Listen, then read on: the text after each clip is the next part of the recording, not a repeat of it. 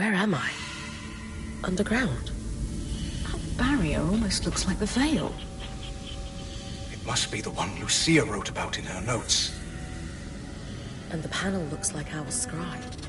Anyone know what it is? No idea. Similar design to a scry, but it looks like it's a permanent installation. Like it interfaces with the room. Could this be the harness? Must be. It seems like Asylum involves sealing away whatever's beyond this barrier. With this discovery and everything else you found, I should be able to piece together what Asylum actually was.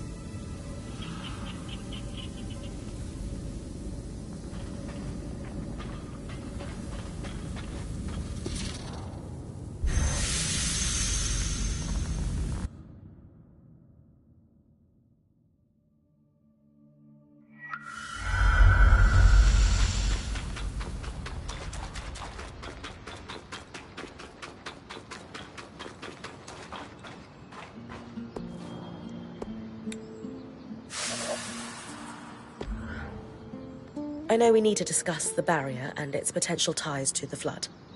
But want to give me a rundown of the research first? Of course. Years after the surge, there was an inexplicable spike in casualties. You don't think it's due to the Arks going hostile? Well, that may be part of it, but we can't be certain due to the information blackout. All we know is that it nearly wiped the Hearthsiders out. What seems to have saved them was Asylum's execution. A defensive measure that involved sealing the underground behind a magical barrier. Almost like the Veil. Exactly like the Veil.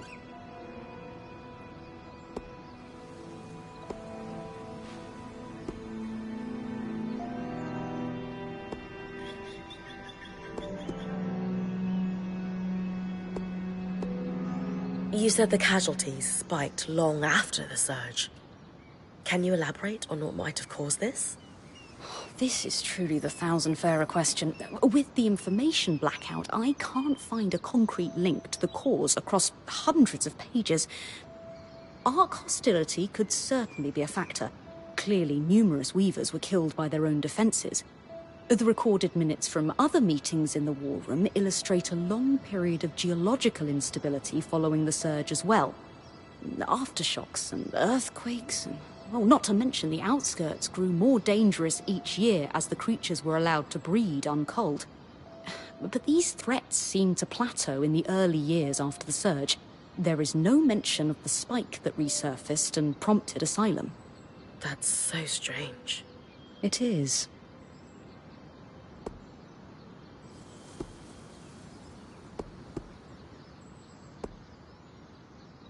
So the Enclave didn't just hide information from the rest of the Mater, but their own people as well. Judging from the secrecy and a few of the letters you found, I would guess that high-level officials were paranoid. Clearly, not everyone was in favor of this measure, and some might have wished to thwart it. People like Lucia. And a dissenting group known as the Verdant Minds that she had ties to. Though it's entirely unclear what those ties were. Khan Stanild gave the orders to execute Asylum. Do we know anything else about him? Judging from the series of letters between him and the commander, it would seem that, at the time, he was recently elected. And judging from the frequency with which he followed up on the commander's progress with Asylum, this defensive measure was a key pillar in his political platform. He seemed to grow increasingly concerned with his popularity among civilians in the most recent letters. Ugh, isn't that kind of slimy? Leveraging a security crisis to consolidate political influence? Yes, it's incredibly slimy and effective. And the commander? Do we know what happened to him? It would appear that Asylum was executed successfully, so perhaps he is still alive. But until we find the Hearthsiders, we can't know for sure. It's got to be where the Hearthsiders went, right? Remember, the letter mentioned they were evacuated from the city. To an undisclosed location. We have no real confirmation that they are down there. But it would make sense, wouldn't it? After all, asylum can mean shelter or safekeeping. It can also mean prison. I know everyone wants an easy answer to where they went, but something just doesn't add up. You would think there would be at least one document linking asylum to the evacuation of the city, and there simply isn't.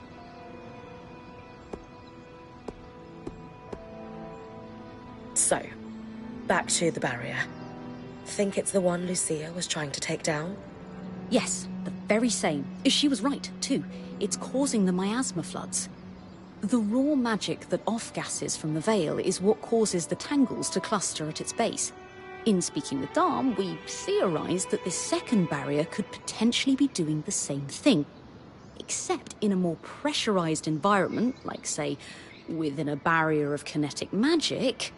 We don't get small pockets of raw magic like tangles. We get floods of it. Precisely. So we need to remove Asylum's barrier to stop the flood. Now we really need to talk to the others. Agreed.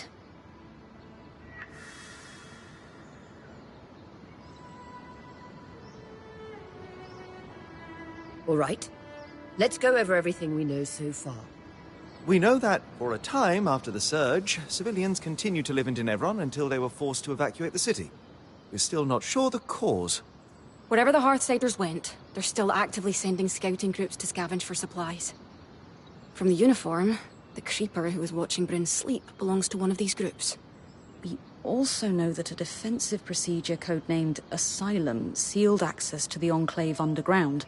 This was done using a barrier almost exactly like the Veil. Lucia, an ex-High Enchantress, opposed Asylum and began working on ways to sabotage it. Her research forecasted that the barrier would cause the Enclave to flood with miasma. The very same flood that seems to have killed Lucia before she was able to finish her thimble. But we have her design. It could disrupt Asylum's barrier. So Lucia's thimble is the key to our survival. It's less a key and more like a magical battering ram. Whatever works. What is it, Lane? It's just, I've pored over all the documents we've compiled, and a concrete link between the evacuation plan and the underground is nowhere to be found. I can't shake the feeling we're missing something.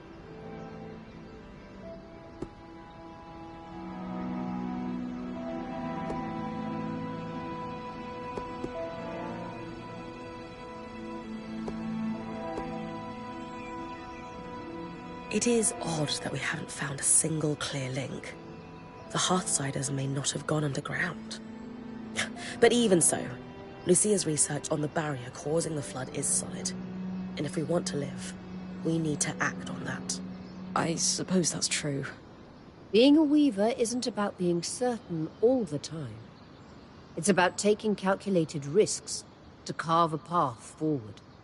And regardless of the Hearthsiders' location, disrupting the barrier is the only option to stop the flood.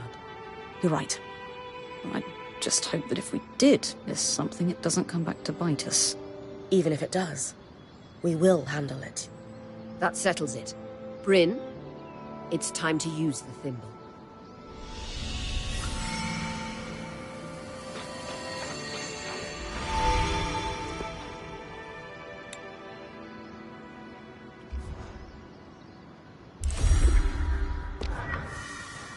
Thank you for your help with that, Bryn. You've a deft hand for flame magic. You can wear Sev's apprentice hat for one day. Also, Lucia knew what she was doing. This thimble was clearly designed to pair seamlessly with Enclave constructions. Must be her experience as a High Enchantress at work. Based on Lucia's notes and what we discovered at the Bastion, this was custom designed to disrupt Asylum's barrier. If it can stop the flood, we need to use it soon. Agreed. We don't know how much time we have left.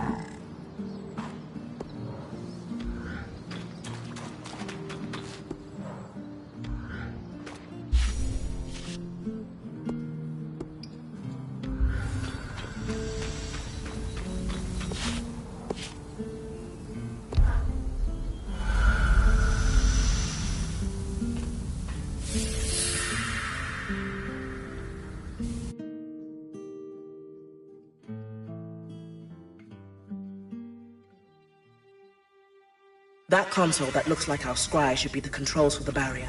The thimble was built to interface with it. Time to disrupt Asylum.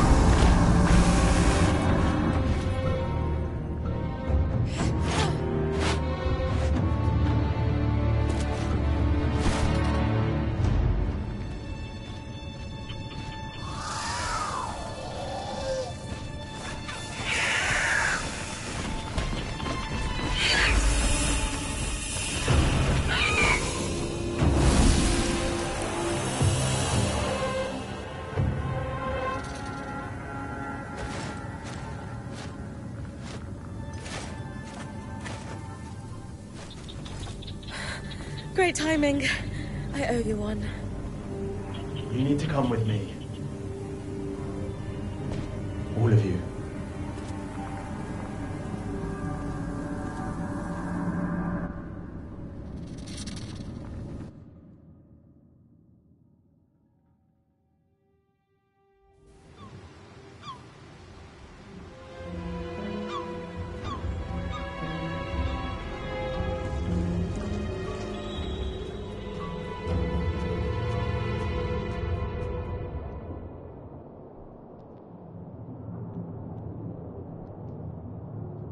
We mustn't cause a panic. Sure. It's not like we had a dire supply shortage on our hands before this happened. What do I tell the High Enchanter? The Guild will want... Enough. We won't discuss this further. Not in front of our guests. Identify yourselves.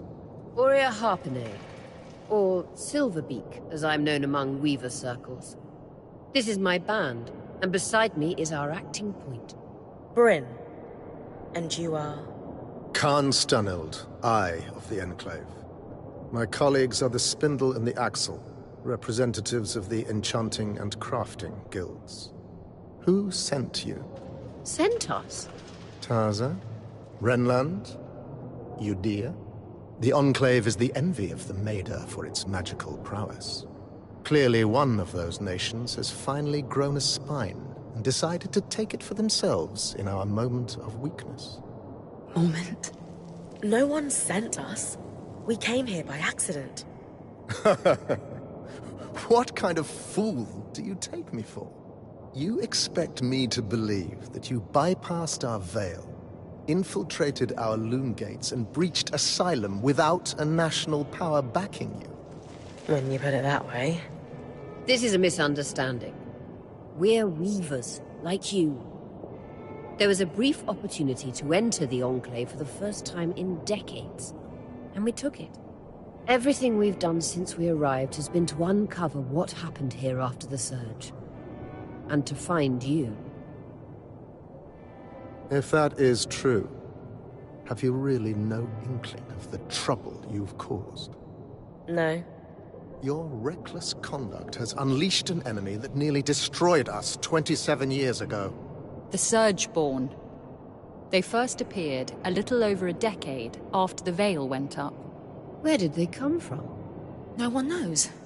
But they arrived in the Underworks before making their way to the surface. Where they left a trail of destruction in their wake and wreaked havoc on the Enclave. Causing casualties to rise. And so I called for a retreat here, saving countless lives. We sealed the Surgeborn in the Underworks for good. Until now.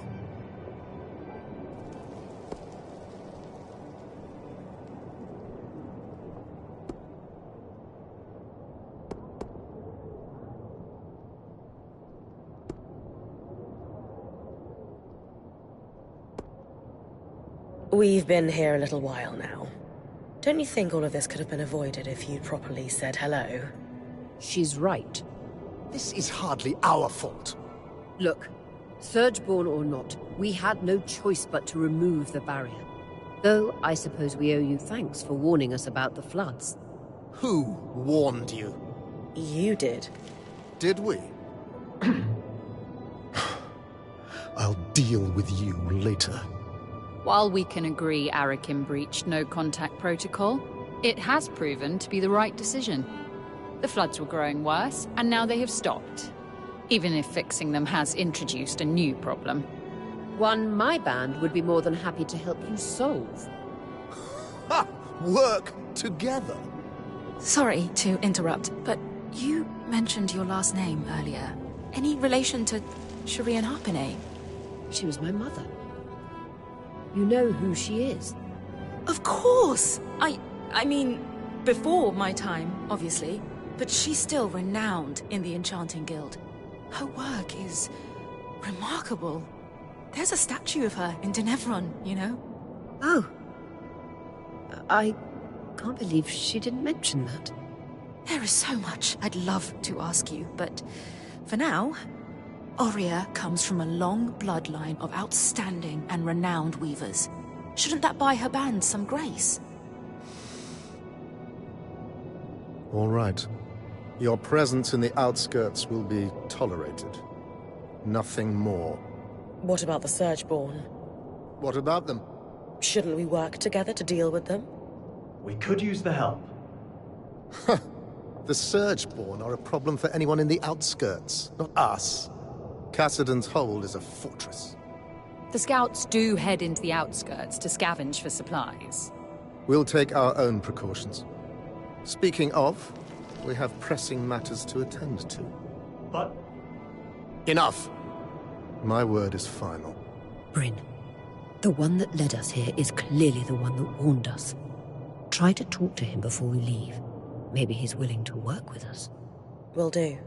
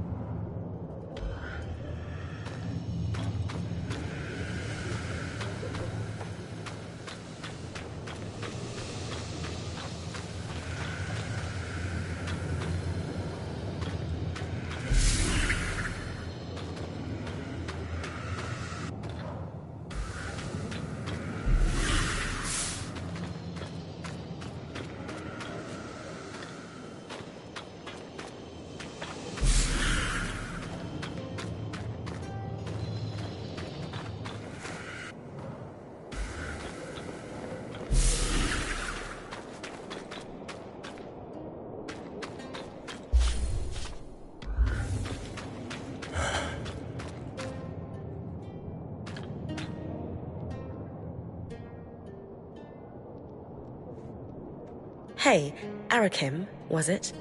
Oh, just call me Arik. Well, Arik, I never got a chance to thank you. You know, for grabbing me before I fell to my death. I think you had it. Besides, I couldn't let you plummet into a chasm. The Eye is pretty peeved with me, but hey, that's just a bonus.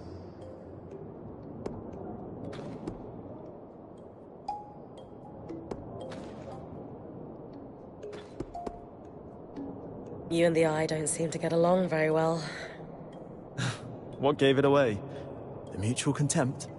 The Eye doesn't like anyone who shows initiative or challenges him. Unfortunately, those are my main qualities.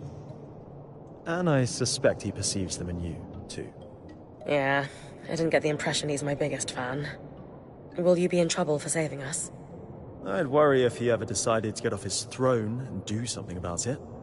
But he finds that throne very comfortable.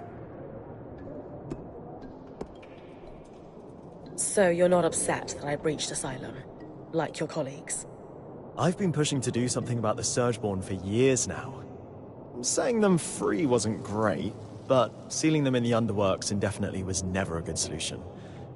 Frankly, I think Khan Stanild is just annoyed you undid his one claim to fame. I guarantee he has no plans to do anything about the Surgeborn now that they're free. You don't think he sees them as a threat? He's got his head in the sand about a lot of things. So, are you glad we're here? I'm thrilled you're here. I have to say, I'm surprised. Oh, yeah. Sorry for all that cloak and dagger stuff earlier. Khan Stanild had me on strict orders not to make contact with your Weaver band. But it was the right call. From what I just saw, your presence here is having an impact. How so? Notice how the Axle took my side against the Eye earlier. That never happens. And the Spindle is as quiet as a mouse most of the time, but not today. Uh-huh. So these are big changes. It might not sound like much, but they're excited you're here. Stanild can tell too. That's why he backed down so easily. And that's why I'm glad you're here. You seem awfully trusting of us, considering the terrible first impression we've made. I was spying on you the first time we met, so let's call it even. Sure.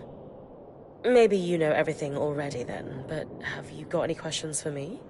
Just one. Why are you here?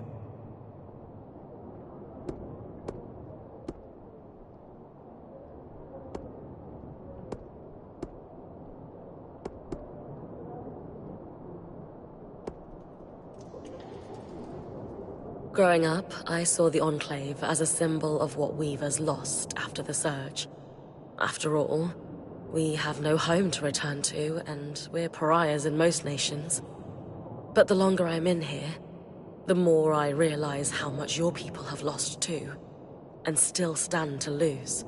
I'm here to help, however I can. That is exactly what I was hoping you'd say. If that's truly what you want, then dealing with the Surgeborn is the first step. Ever since the Veil went up, our people have been in crisis. They've spent so long in it, they're afraid to do what it takes to get out. It doesn't help that some have benefited off that same crisis. Who? Who always benefits? The very top. Our leaders are too preoccupied with their own concerns to form a unified front against the Surgeborn.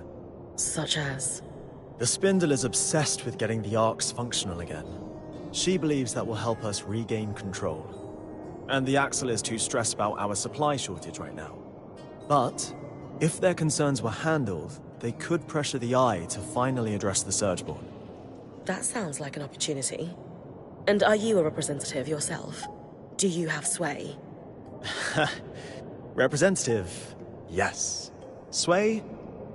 No. I represent the Scouts, meaning I'm at the meetings, but I don't have the title to back me up. The Scouts were once points like you, but our role has changed since the Veil went up. We were effectively drafted into scavenging for food and supplies. It made sense following the Surge, but it's been years. Recently, we've even been separated from Cassidon's hold and the remaining civilians. Anyway, it's the guild leaders who will need to pressure Khan Stanild into dealing with the Surgeborn. That's where my people need your help the most. Then we can start fixing the deeper issues we face. Sounds like I've got some palms to grease. Yuck. But yes, I'll come by your camp later. We'll be able to speak more freely there.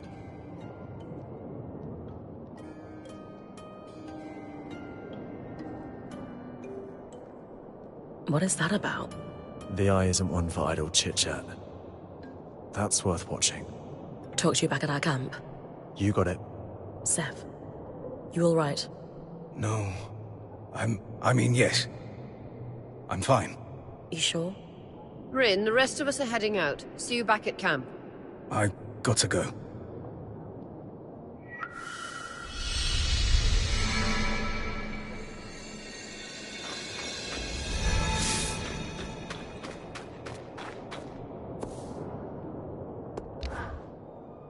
All this wreckage scattered throughout the room.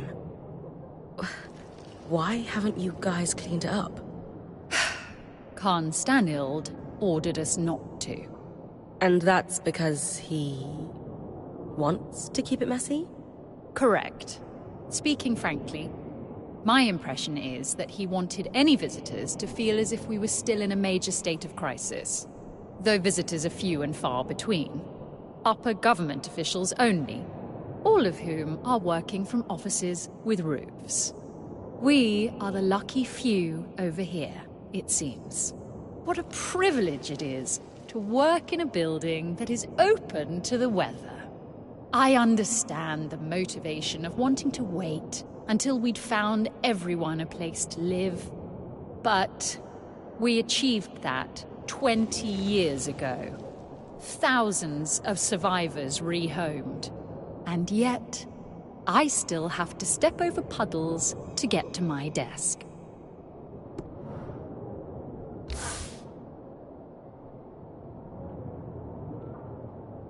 I am simply telling you, as the foremost leader of the Enclave, that I don't want you getting distracted. Can you clarify what you mean by that? You know exactly what I mean. Eyes down, know your place. Focus on your own problems. Organize your little craftspeople. Keep the wheels of civilized society greased. And don't dare to presume you know better than me. If you have a problem with my performance, you are welcome to gather feedback from the people who elected me. They may have a clearer understanding of what I bring to the table. We'll continue this conversation later. Khan Artme. Allow me to formally introduce you to Bryn, the Weaver Band's point. You're the Axel, right? Arakim says you're a good person to know. I am. My given name is Haroon, as Arakim said, but you may refer to me as Khan Artme. It's a pleasure to make your acquaintance, despite the circumstances. And I wish they were better circumstances. The new Surgeborn threat requires us to realign our priorities. Some are a little slower on that than others. If there's anything we can do to move things along, I'm at your disposal. What about the supply shortage? I've seen her in combat. She's better than any of us. What's her help look like? I'd prefer if she could avoid unleashing another apocalypse on us.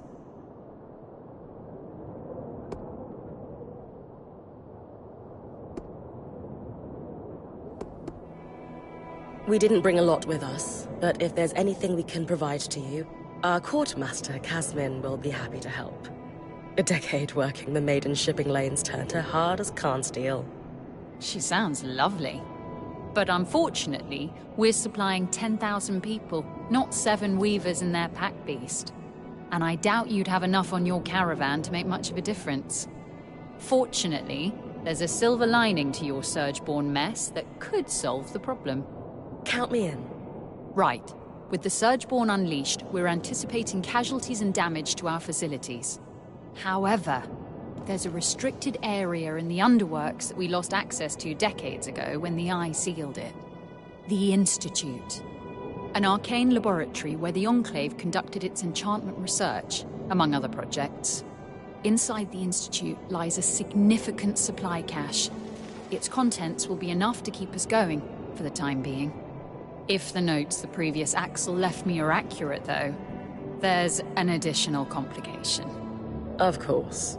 The Surgeborn secure territory by building structures, akin to insect hives. The Institute is likely overrun with them, and has been for 20-odd years. So, the Surgeborn are a long-standing threat to the Enclave. I wish I were old enough to remember what it was like to live without the fear of the Surgeborn. As a child, I sat awake every night worrying about them. They were terrifying. Knowing what I know now, I should have been even more scared. I'm sorry you went through that. It must have been horrible. Thank you. All the more reason to actually do something about the problem, instead of spending our lives cowering behind the walls of our glorious fortress. You'll hear no disagreement from me, now that the game board has been upended. Sounds like I need to clear any Surgeborn hives from the Institute, then. That'll thin them out enough that my scouts will be able to access the supply cache without much trouble. Now that Asylum is lifted, we should be able to access the loom gates in the Institute again. I'm going to trust you with this key swatch. It's been gathering dust for over 25 years. Only the Eye would let such a crucial resource sit there for that long. Yes. If we're clear on everything, I'll get back to work. My list of obligations grows by the minute. Someone has to keep this goddamn fortress running.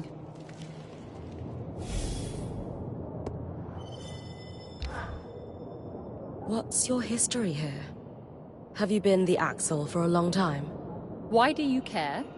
You seem like someone who deliberately underplays her hand. I'd hate to play a game of Panjal against you. All right. I'll take that as a compliment. I was elected to this seat 8 years ago. I've done a good enough job to be re-elected.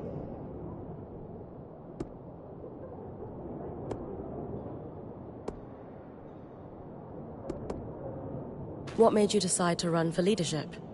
My predecessor was incompetent and took bribes. The guild members tolerated it for a time, but eventually enough was enough. The Eye never seemed to have a problem with it, though. Do you think he's taking bribes? You really aren't afraid of asking dangerous questions, are you? I personally haven't seen any evidence of his corruption. He believes in his own judgment too much to accept a bribe. It's easier to bribe the lower-level guild members anyway. Isn't that a bad thing? The wheels of society must needs be greased. If they do any more than skim a little off the top, I'll come down hard on them. And that's why I've managed to keep my job. Well, part of why, anyway.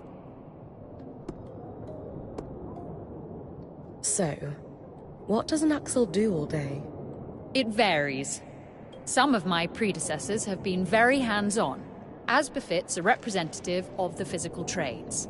That's not my strong suit, though, so I end up with my beak buried in paperwork. Maintaining supply lines, as it turns out, is considered extremely helpful.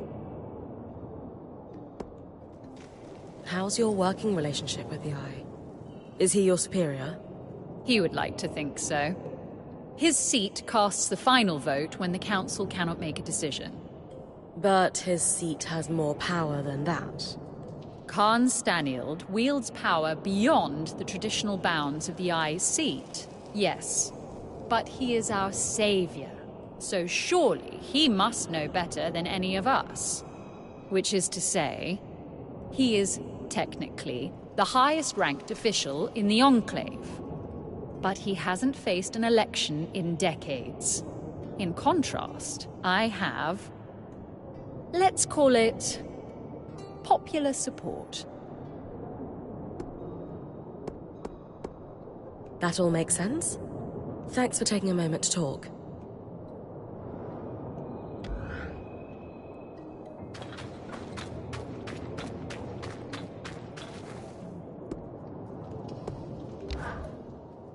Before Asylum, all the loom gates were reset so that the Surgeborn couldn't use them to continue spreading. How did you reconnect to the city?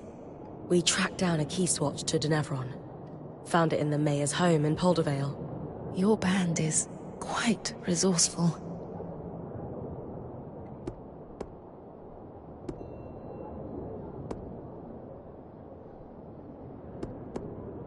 Dam loves discussing magical theory. He would be thrilled to speak with the Enclave's leading enchantress. That is tempting. But the Eye wouldn't be pleased if he caught me speaking to your band any more than I have to. No offense, but I should really get back to work.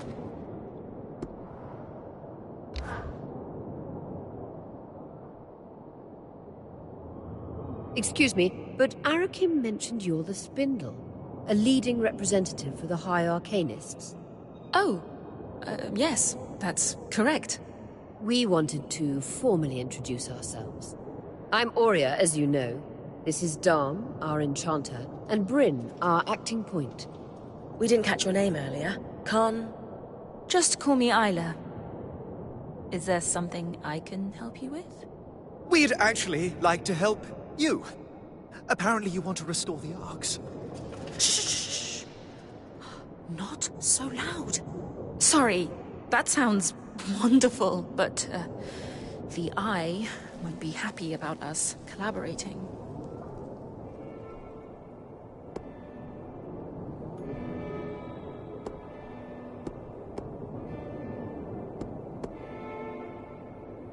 Listen, we can be more discreet. We're not here to cause trouble.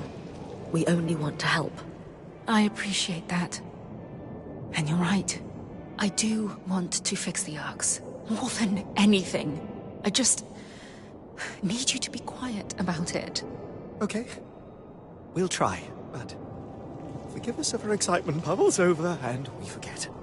It's Darm. He's the one that might forget. We know that the Arks began malfunctioning after the surge. A select few were even sabotaged. Any idea on what caused the other malfunctions? Some theories, but nothing solid. Anyone who knew how to create Arks, let alone fix them, died before I was born. I've tinkered with an inactive Ark that's lying near the Grand Gate, but it would make a world of difference if I could study a resonance that was freshly harvested from a great Ark's pattern. Consider it done. Bryn's got you covered. She has a knack for harvesting great Archons. You'll have it in no time. If you're sure, I certainly would appreciate it. With discretion, of course. Right. We've been talking a while. You'd better go.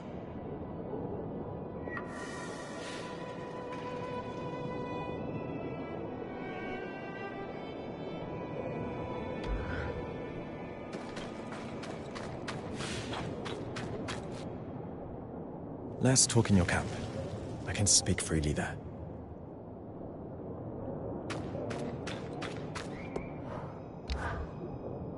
So, you. Me? The one causing trouble. The one poking into corners. The one who hasn't the good sense to leave well enough alone. Had you allowed Arakim to reach out to us sooner, this could have been avoided. Arakim has a proven record of poor judgment on matters of protocol.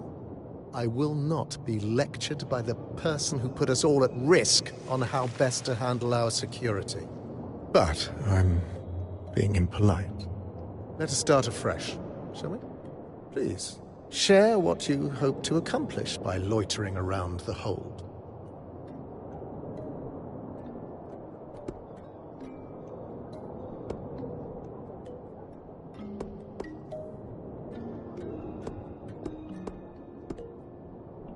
Before we met, it was clear from my exploration of Denevron that you have sourcing issues. Your lack of production capacity was obvious. We can help with your shortages. A caravan of 7 is going to supply a fortress of thousands. What's next? You'll turn water into Sansa mead? Though you are correct. Sourcing has been a consistent problem since even before we abandoned the capital. We have hundreds of trained scouts, but wooden swords and paper shields are hardly going to mount an offensive. So despite certain assertions that we must do something, we lack the tools with which to make any great strides. Like it or not, I'm here to help. The Enclave stands on a blade's edge. Stretch our resources too thin on risky ventures and we face collapse. Certain elements of our population call for action, for bold purpose. And I ask you, what purpose is bolder than survival? Well, Purely rhetorical.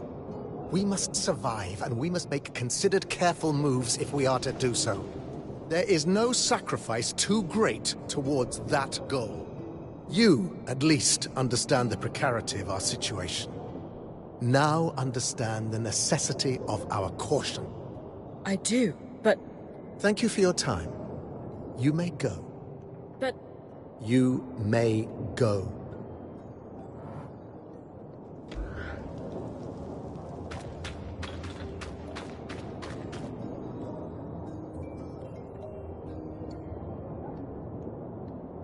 Need I remind you that your access to Cassidon's hold is restricted? Oh. I didn't mean to intrude. You would do well to mind yourself, newcomer, or risk losing the privilege of coming to Cassidon's hold entirely.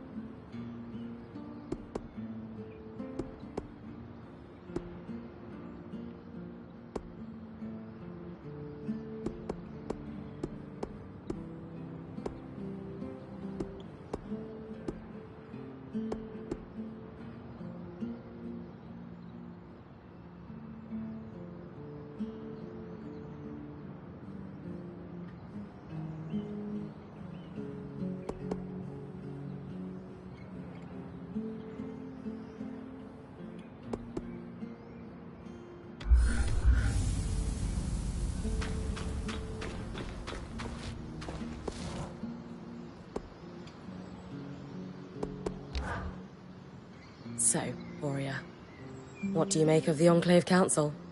Their living history. What they've seen, what knowledge they must have preserved. All this time, they've been here, holding down the fort. It's great you've offered to help the Axle and the Spindle.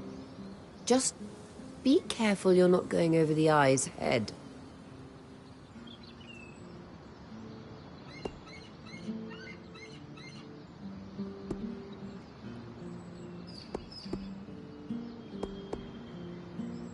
Someone needs to help his people, and frankly, it doesn't seem like it's going to be him. Try to have some understanding of all he's been through. He's led the Enclave during a crisis. The rules change. He knows more about the Surge, the Enclave, and arguably even magic. Because while we've been outcasts, he's been here, at the heart of our culture. It's something we need to respect. I'll try. Good.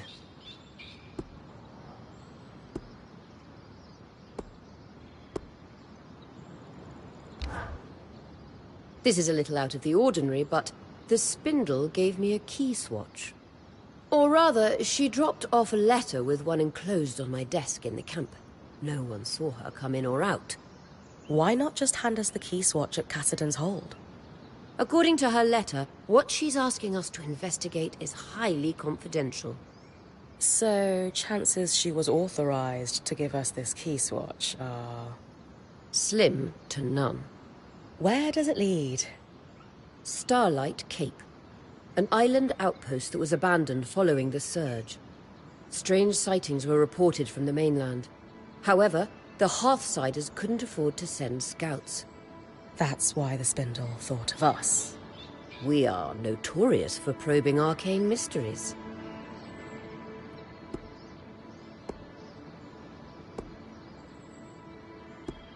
What kind of sightings are we talking about? Apparently, the island's defining feature is an observatory at the top of its mountain. Over the years, several scouts had reported moving lights over the peak.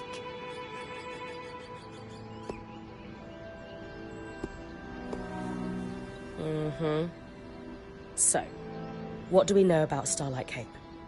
Not much. It's a small island to the Enclave's northeast, just inside the Vale. It was fortified to watch the sea lanes, though not as heavily as Cassidon's. The rocky shore was a natural barrier to landing. Though I do recall the smith in my mother's band telling me that he'd never seen a clearer night sky than at Starlight Cape.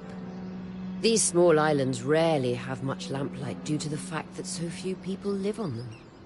Huh. Why was Starlight Cape abandoned? Winds are always stronger on the coast, and the dramatic weather following the surge made the island inhospitable. Its military personnel were redeployed as civilian relief. And though at one time a bridge connected the island to the mainland, it was destroyed in the earthquakes. So it's only accessible by Loomgate.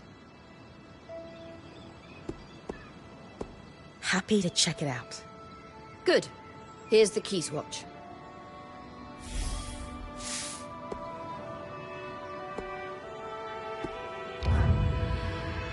Hey, you all right? Yes. There's something I should have told you, so I'll just come out and say it. I was born in the Enclave. How is that possible? Oh, luck or tragedy, depending on your perspective. Before I was born, my mother and father lived here happily for several years. But they decided it would be better if my mother raised me with my grandmother and great aunts for the first few months of my life. So she left with me when I was just a hatchling, with every intention to return. But the surge happened. The life I should have had was lost for good. Because of all this, I never knew my father. I don't even know his name.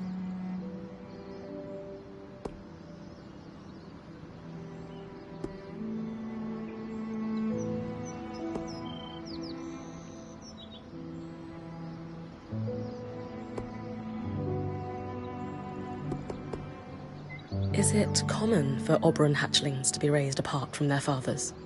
No, but it is common for extended family to be involved in the raising of children. As you know, I come from a long line of weavers, many of whom traveled in caravans their entire lives. It was apparently quite a shock when my mother fell for a Hearthsider. So your parents were looking for a compromise when it came to raising you? Exactly. And I wouldn't trade my childhood on the road. My great-aunts and my grandmother made me who I am, after all. Still, you missed out on your father. It's natural to wonder about him. I suppose. Isn't it a little strange your mother never told you his name? She was separated from him so suddenly. She had no chance to say goodbye. My mother is a strong woman, but whenever I asked about him as a child, she could only manage a few words before her face would crumble. She found it too painful to discuss, and I never wanted to pry. But now? I can't help but wish I knew who he was. Does your family have something to do with your attachment to the Enclave? Being here has meant a lot in some ways, and in others, it's very different from what I expected. Meeting the Hearthsiders was a lifelong dream. But the circumstances of our encounter?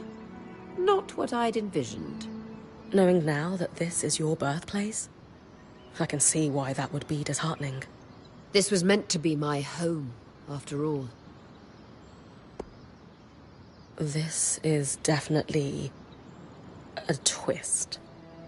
I feel like you could have told me sooner. I am sorry for that. You need to be able to trust me. So why hide it? Talking about difficult and private matters is not my strong suit. And frankly, I rarely see the point in dwelling on the past. I guess you and your mother have that in common. Ha. You might be right. So, we're going to find out who your father was. You would help me? Of course. Maybe Lane would have some ideas on where to start. Actually, I had an idea myself. The spindle mentioned a statue of my mother. It's clear the Enclave commemorated their champions. I can't shake this feeling my father is among them.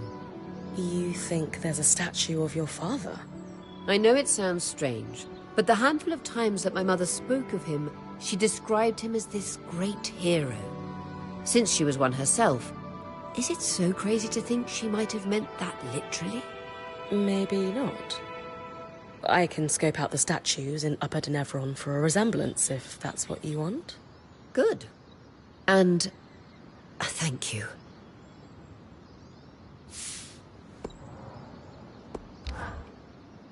Aurea, I'm curious. Why the sudden interest in finding out more about your father? He was trapped in the Enclave my entire life. This is the first chance I actually have to find out who he was. Right. But I guess what I mean is, you really never tried to find out more from your mother. I always had this sense that it wasn't something she could discuss. There was a heaviness in the air when his name came up. She was in love with him. And then she lost him in this cataclysmic event that no one could have predicted. That must have been unimaginably painful. Yes. She wasn't a tragic figure, though. She carried it well. You'd never know she was in pain. And truthfully, I had such a good life with my mother and my grandmother. It wasn't like I felt he was missing. Until now. Until we arrived here, yes. Something about this place just makes it clear how much I've lost because of the Surge. Being here makes me wonder. If the Surge hadn't happened, would I have been forced to leave home to become a weaver? Most certainly not. You would have been a valued member of society, not an outcast. Did you have a good relationship with your mother?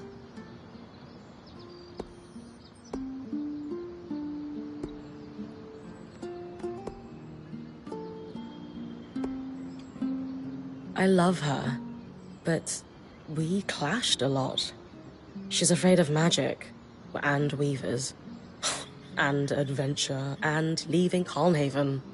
Basically, all the things even an Ash Peak Drake couldn't keep you from, let alone your own mother. Pretty much. My mother and I had our ups and downs throughout my life, too. As daughters get older, we understand our mothers better. Any chance our mothers understand us better with age, too? She'll come around to the weaving, if that's what you're worried about. She loves you, after all. She does. I know that much.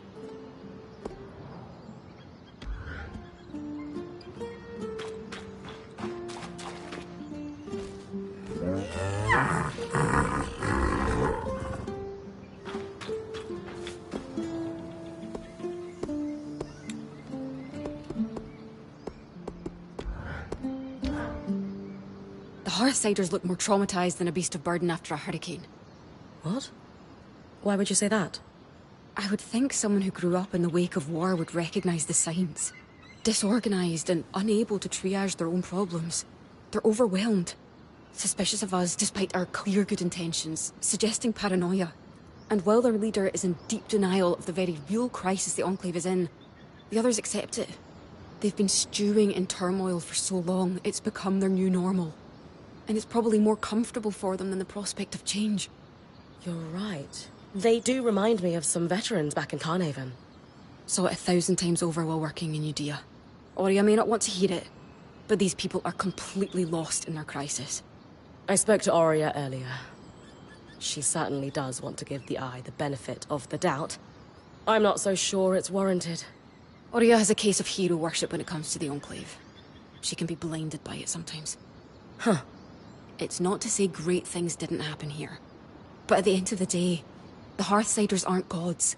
They're fallible. Just like us.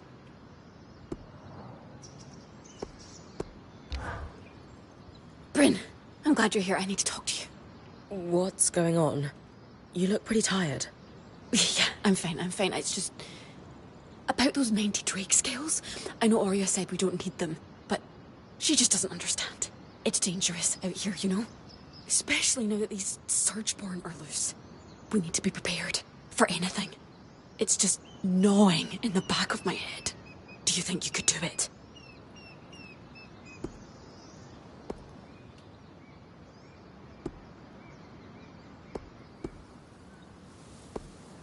Seriously, when's the last time you slept? Kashar don't need as much sleep as Ashar or Casil. But you need some sleep.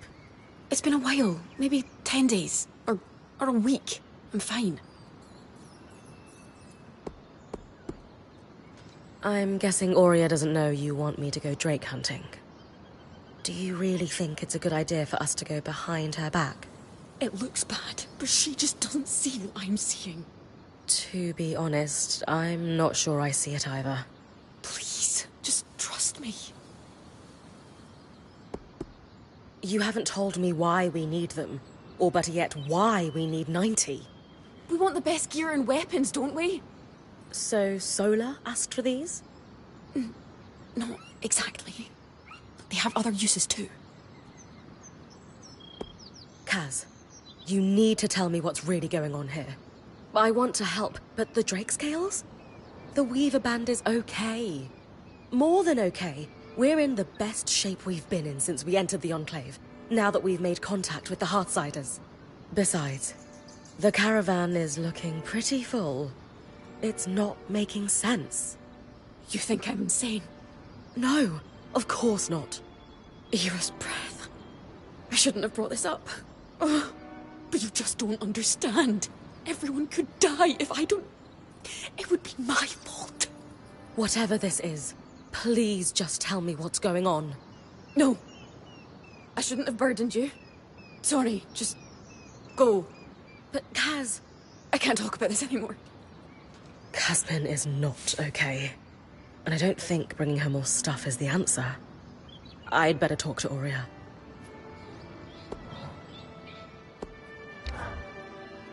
Kaz, you know you can talk to us about what's going on, right? Nothing's going on. I'm fine, I promise. You don't seem fine, though. It's just... no one seems to understand how important the Ashpeak Drake skills are, and... bad things are going to happen if we don't... You know what? I just can't talk about this right now. I'm sorry.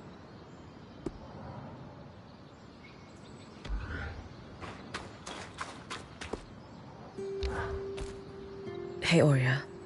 About Casmin. I know. I'm worried too. So is the rest of the band. Let's talk at the archive, privately. I'll join you and Lane in a moment. All right.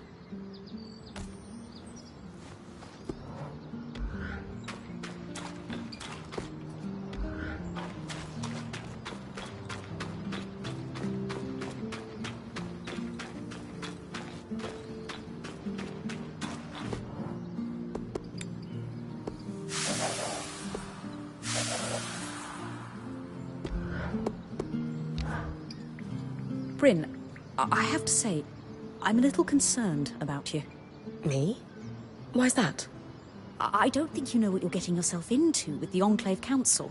You're not just helping them, you're diving headfirst into their political affairs. Lane, if I can fight an Archon 10 times my size, I can handle a little bureaucracy. That's exactly my point. I was raised in the midst of political schemes and intrigue. There's always something unsaid or underhanded at play beneath the surface. Just be careful. That's all. You won't find Aurea's father running amid statues, you know? What do you mean? You know what's most likely to get in the way of tracking down one's lineage? Family. A scholar wants to trace a family line to find connections between key historical figures? No problem. A living relative wants to find their great-grandfather using some oh-so-precious family heirloom?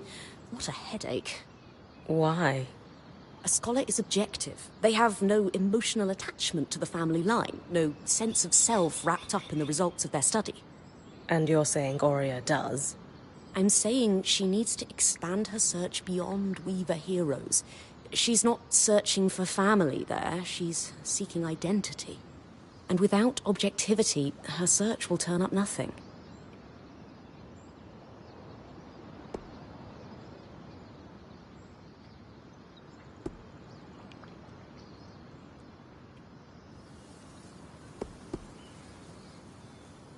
Aurea did jump into this with preconceived ideas about who her father is. I can see how that might cause problems. It most certainly will if she doesn't come around to the idea that her father may not live up to her expectations. I'll keep that in mind. Food for thought, at least.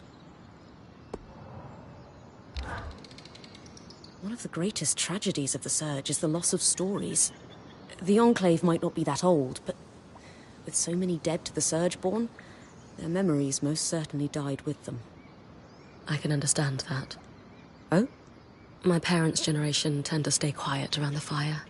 Whatever stories Khanhanders had were beaten out of us by public lashings and prison camps. And we haven't had time since independence to start telling new ones. Ah, yes. Bryn of Carnhaven. I almost forgot. Wait, like what Dom called me? You were listening? I always am. Habit-born of a Udean upbringing, I suppose. But, yes. I suppose the similarities are there, aren't they? A population whittled down by catastrophe. Stories lost. Did you ever have the urge to press a little harder? To try and learn just one or two stories? Even if it was painful for the person telling them?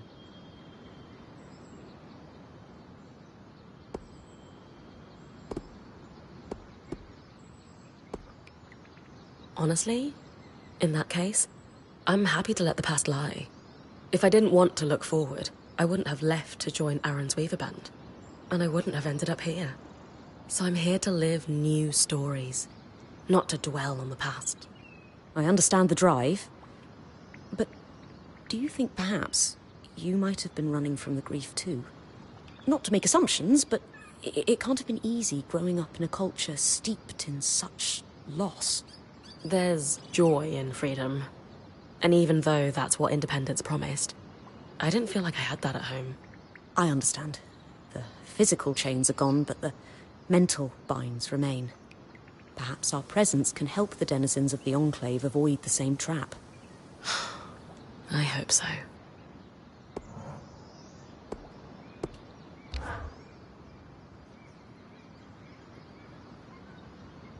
It's safe to say Casmin hasn't been acting like herself. She's always been tightly wound, but this is something else. Bryn, she seems more open with you than most. Can you describe in detail what's abnormal about her behavior? She's begging me for more supplies, even though the caravan is chock full. Not that we could tell, because she's covered it up. More than that, she just seems distressed. She's always talking about worst-case scenarios, and lately it's like she's convinced we're all going to die.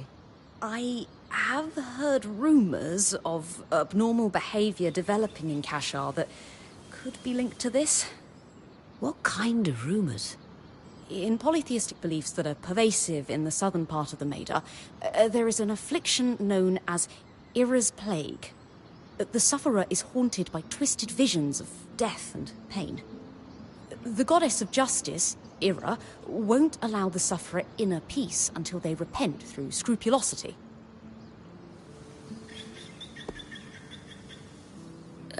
Scrupulosity? What is that exactly? Oh, my apologies. I forget most people don't follow Udean eschatological study. Scrupulosity can be best described as a series of repetitive acts that one is compelled to do. For example, if Casmin is plagued by relentless images of our band dying from exposure, she might send our point out over and over again to retrieve supplies. Yes, in order to dispel the horrific visions.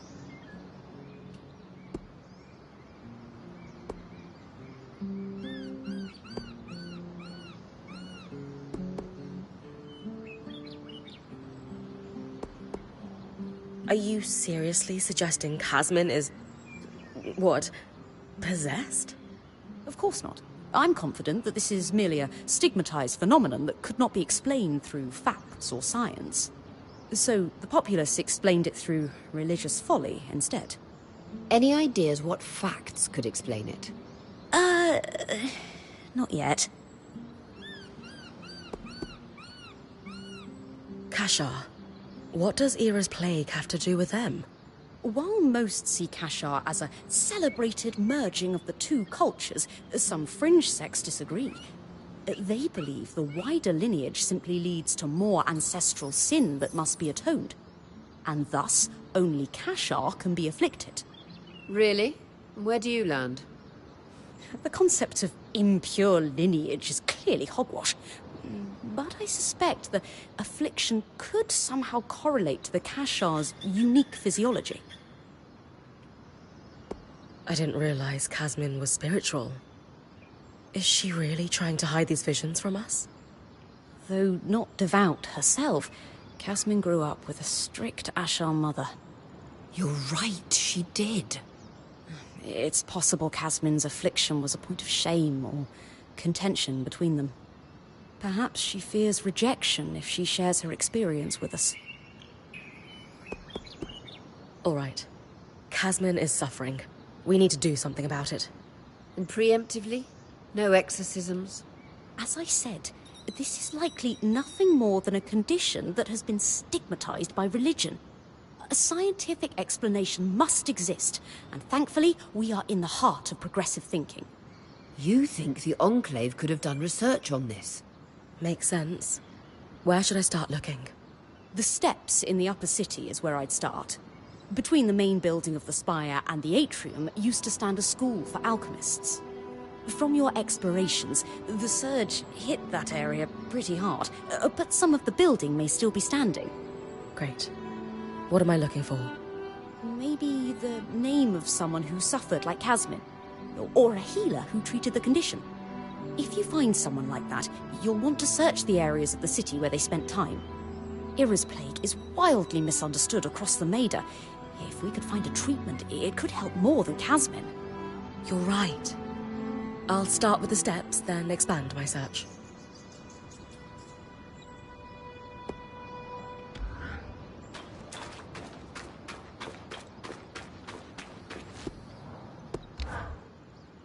It might sound callous, but I'm a little disappointed in the Hearthsiders. They're in worse shape than any of us expected. They've done so little to repair the wonders that surround them. How can a society once renowned for its genius become so far removed from their own innovations? It makes me question if they were ever as great as we all believe they were, or if it was just... Some myth to keep Weavers going after the surge. Exactly. Something for us to believe in, whether or not it was true.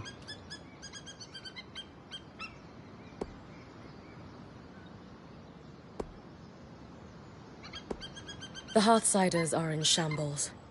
But who wouldn't be after what they've been through? I still believe in the dream of the Enclave. If it takes us to restore it, I'm up for that challenge. You're right. If it really was that at one time, it can become that again. I'm just not sure what to think anymore.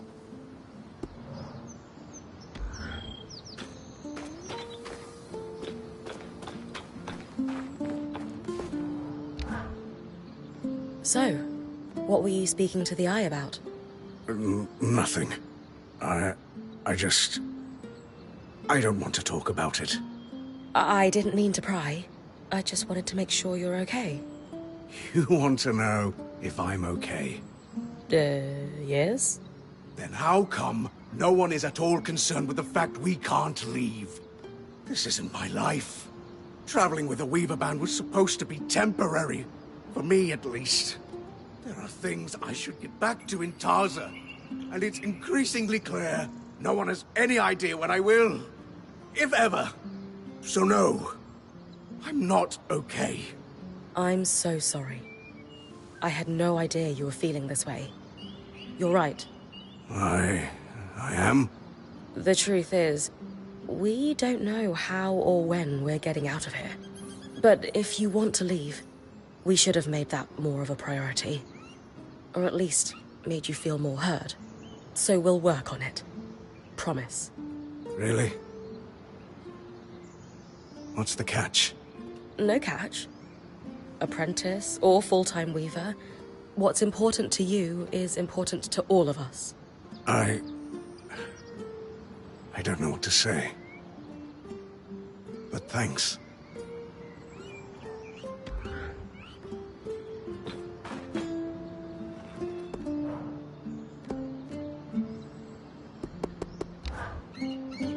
That wasn't exactly the warmest welcome. I'm guessing the Enclave Council isn't your biggest fan right now.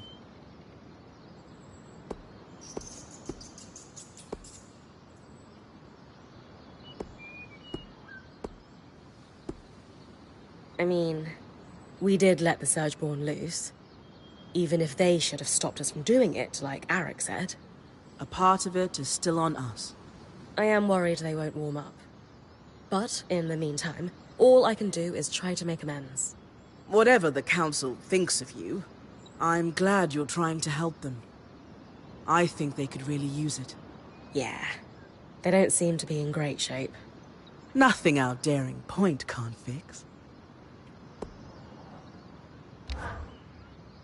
And then, Sev and I realized we might be able to repurpose the carapace for more than just loon gates. Uh-huh. Purely theoretical right now, but I'm contemplating tangle-resistant gear, or even a protective layer around the caravan. Dom, I'm a little busy trying to look over these Tarmakine schematics again. Do you mind coming back later? Oh, okay. You're right. We can discuss theoretical magic anytime. I'll leave you to your work. Oh. Hey, Bryn. Everything all right? Things between you and Dom seem off lately. Yeah, a bit. I'm not sure he understands what my work on the Tarmakine smithing techniques means to me. Have you told him how you're feeling? It feels like he's so wrapped up in his own discoveries that he's not hearing me. He is easily distracted, but maybe you should try again. If there's one thing I know about Dom, it's that he loves you. He must care about your feelings. Then why isn't he asking about them? Sorry, this isn't on you. I'm just frustrated. I need to do more than just tell him what Tarmakine means to me. How so? I need to show him. By investigating Tarmakine practices, maybe I can make some headway on restoring these techniques. Then he'll understand. Hey, I'm always down to investigate lost knowledge. Especially in the name of love. You'll help me? Of course. Amazing. I'll ask the Axel if she knows anything about Tarmakine smithing in the Enclave. Great idea. I'll meet you at Cassidon's Hold.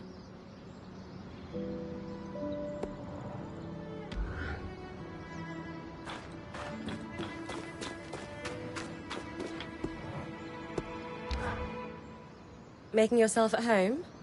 Yes. I've always wanted my own ruined fountain. I don't want to presume, but being here is a nice break from all the politics. And the Eye is okay with that?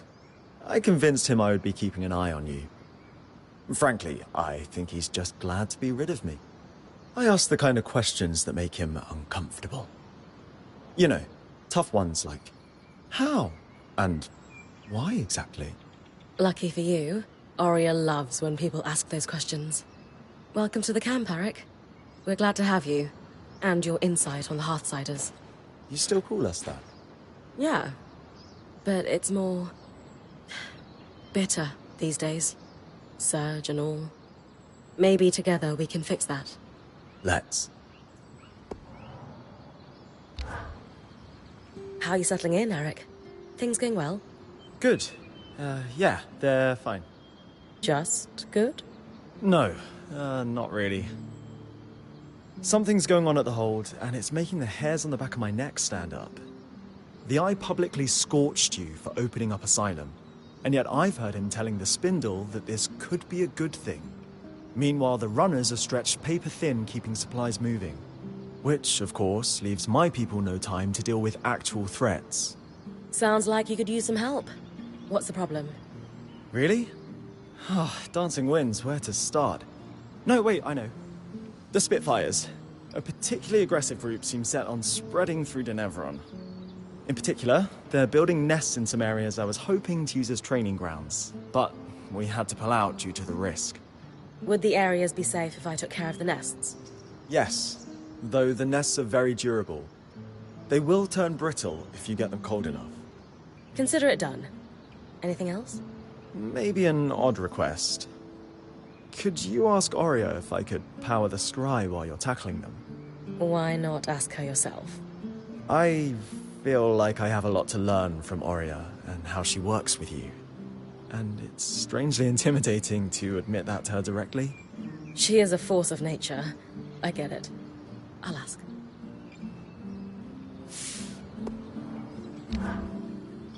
Thanks again for offering to talk to Aurea for me. It's genuinely exciting to learn from someone new for once. Our community's pretty insular.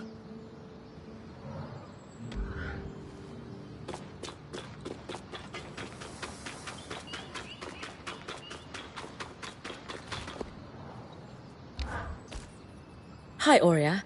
I am here on behalf of Arakim. That's weirdly formal. Everything all right? He finds you intimidating. Personally, I don't see it, but I thought I'd be extra polite for his sake. He does. Good. What does he want? He's wondering if he could power the scry while I run an errand for him. He's hoping you'll give him tips. Happily. But feel free to tell him I was a bit scary, to keep him on his toes.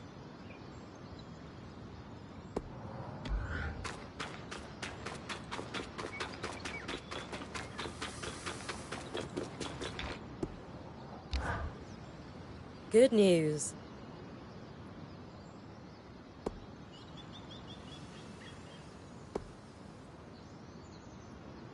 You're going to study with Aurea. Well, there's no reason she wouldn't teach you. Aurea believes in preserving and sharing everything we learn. Times are hard outside the Veil. That makes complete sense. I've coordinated lots of operations from Cassidon's Hold, but I never had much formal training. More self-taught. A chance to learn from someone with decades of experience is an incredible opportunity. I'll be there with you then, when you get close to the nests. They're in the Bastion's Yard and Envoy's Landing in Upper Denevron.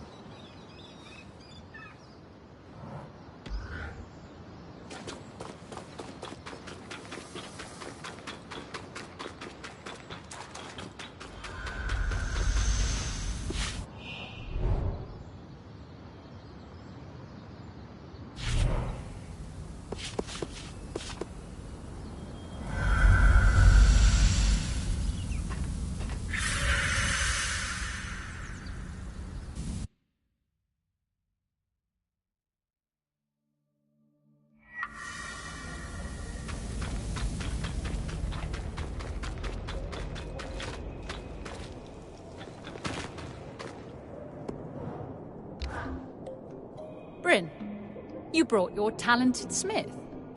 To what do I owe the pleasure? I was wondering if you might have any information on Tarmakine's smithing practices within the Enclave. I'm not well versed in Tarmakind myself, but I recall one smith who hoped to make the techniques more widespread prior to the search. You could try searching the Guild District in High Denevron for a registry. Sola is actually hoping to restore the lost art herself. Anything else I could look for that might help her? The Smithing Guild also had an extensive library. You might find a tome on Tarmakine that could be useful while you're there. Thank you so much. I admire your ambition. What you're hoping to achieve is no small feat. If anyone can do it, it's Sola. I don't know about that. I can believe it. Good luck in your endeavors.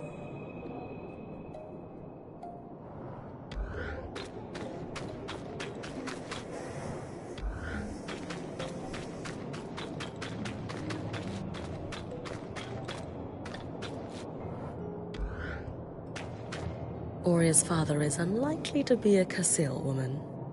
Besides, when it comes to nurturing parental figures, Ramanos's shrewd eye for politics isn't what comes to mind.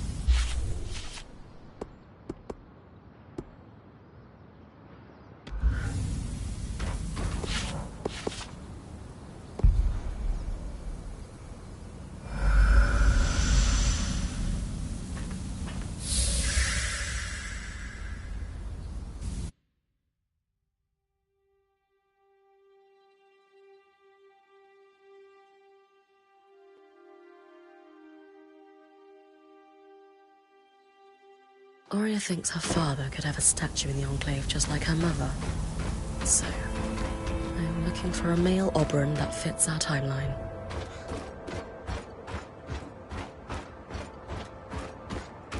As impressive as Aurea's lineage may be, we're 200 years off the timeline for Arden to be her father. Not to mention the lack of feathers.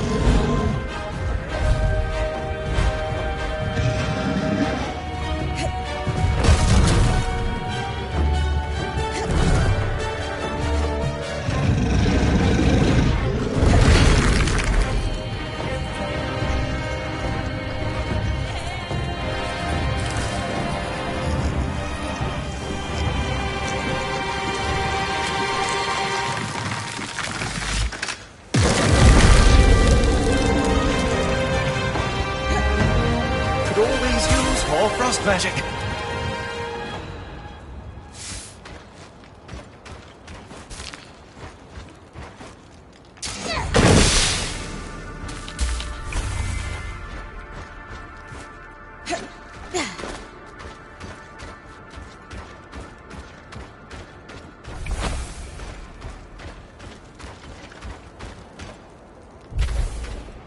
I'm pretty sure the statue that was here depicted an Oberon, but it's impossible to tell now. Maybe there's another statue that isn't damaged. I'll keep looking around the city.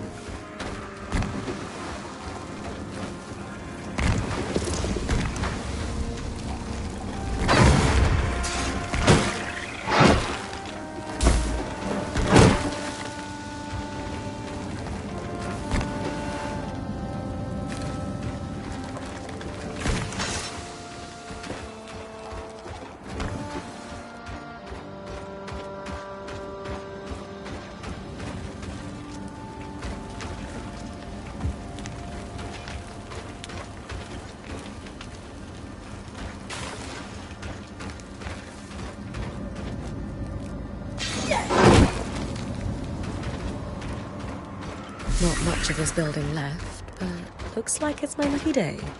This tome is titled Disordered Thinking and Mental Anguish. Looks thick.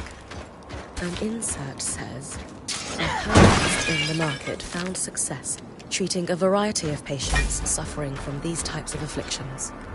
Better search the market next.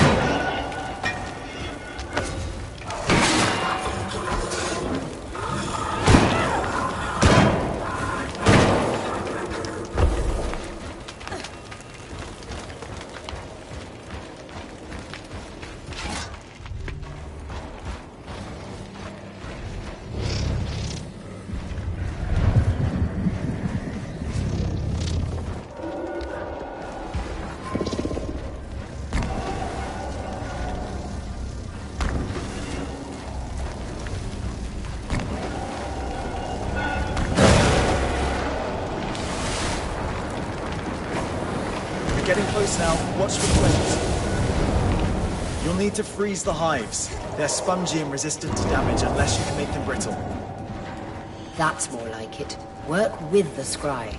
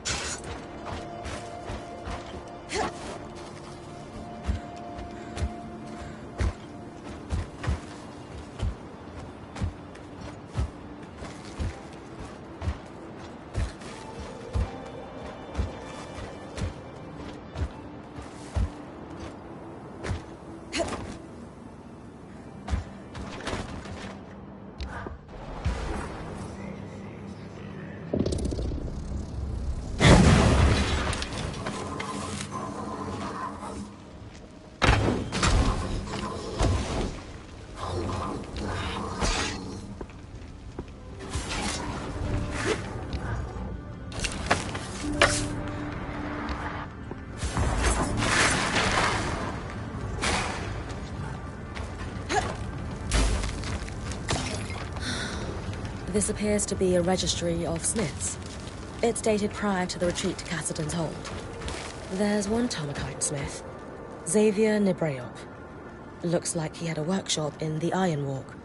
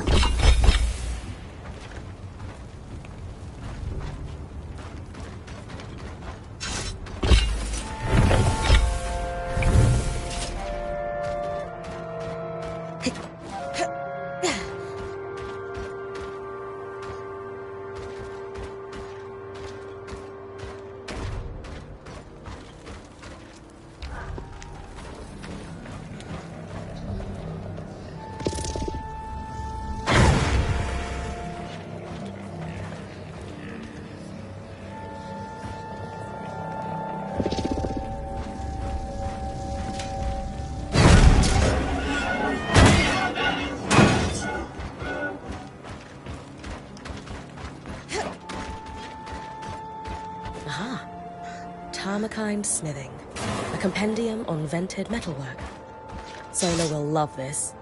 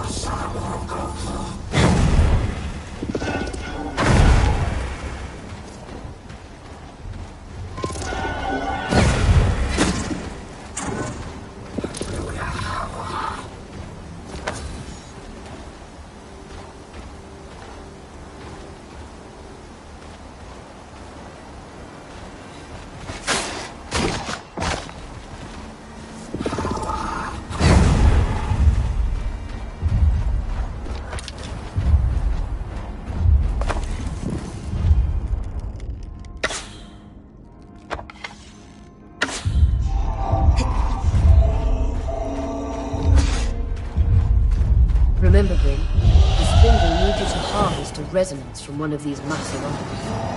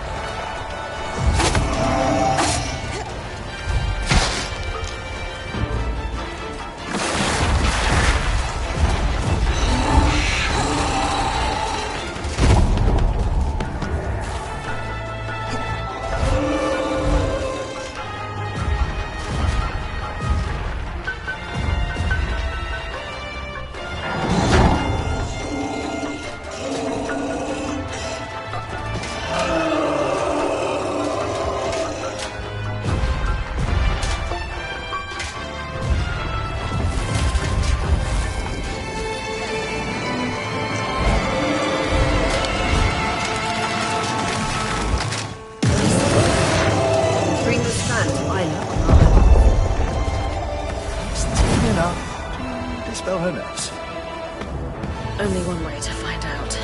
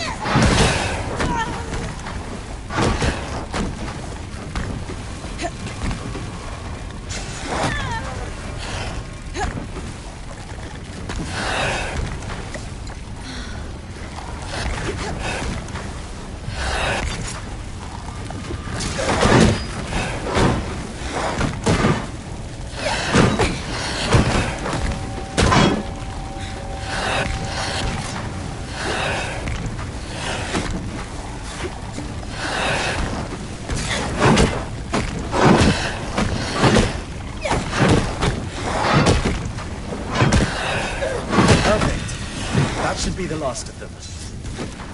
Appreciate the chance to test run your scry.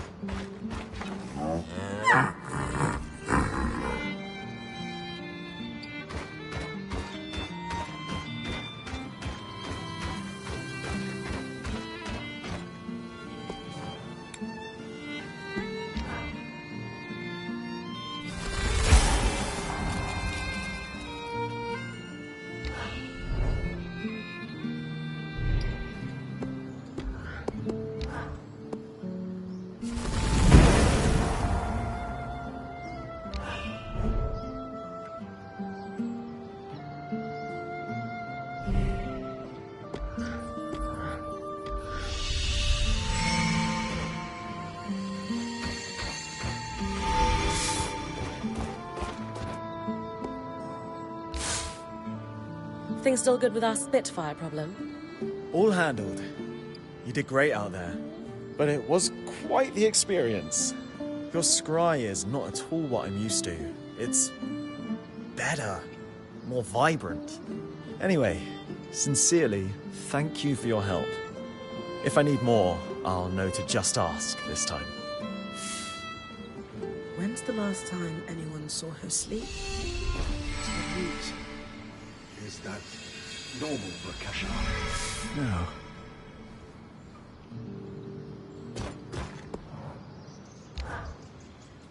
Hey, Bryn. Sorry, was lost in thought. It's this scry thing. It's been bothering me. You said it felt different from the ones you're used to. Yours was much more intense than any we have. And I need to know why. Have we overused them? I don't think so. Yours is at least as old and clearly has seen good service. That does seem strange. Yeah, I went digging through everything I could find about the scries. I'm sure the Eye has records he won't share with me. Or anyone, really. But I still found a lead. A sudden burst of bureaucratic insight. Yeah, yes, I suppose. Shipping records for scries. There were some set to go out right around the surge. Exports? To bands like ours? Probably. Well, that's the problem, though. There's a lot of very specific shorthand on these manifests I just don't understand. We should talk to Casmin. She lives and breathes shipping logistics. I was hoping you'd suggest that. I was considering asking her myself, but... She's a little intimidating? No, that's Aurea. Casmin just seems busy. Always busy. And I don't want to overstep here with your crew. We can talk to her together.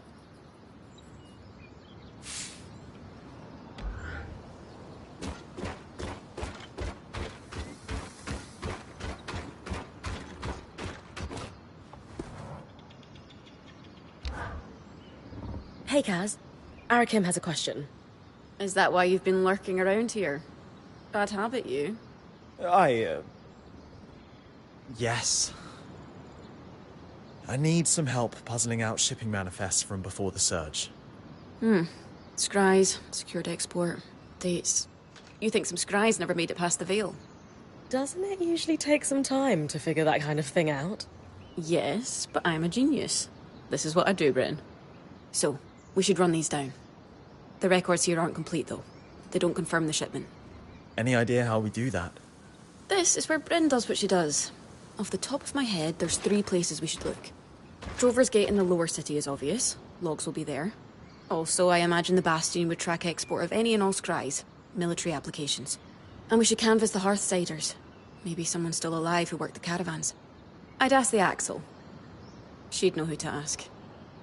And we're not welcome in the general populace of Cassidans. We have that in common. Impressive. Happy to help.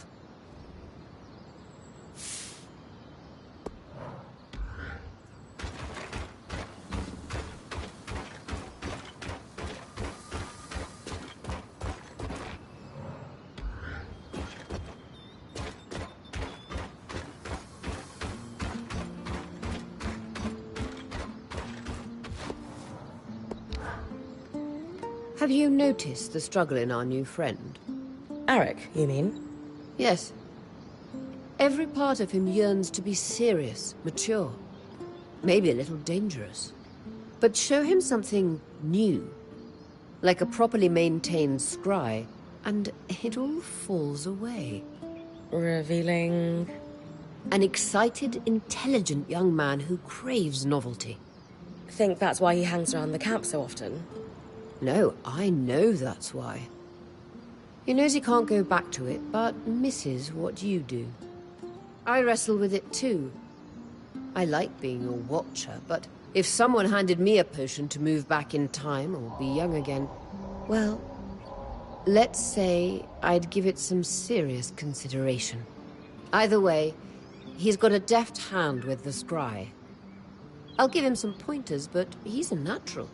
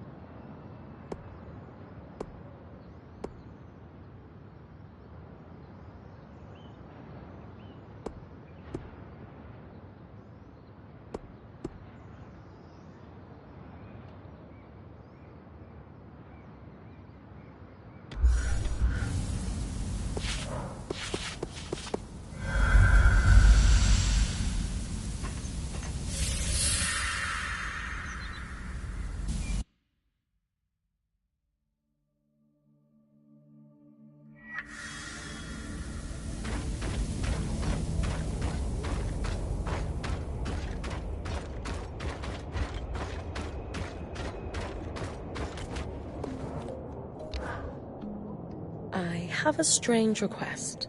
And I have very little time. How is our little project coming? I'm working on it. Then let's prioritize that. I have people to arm.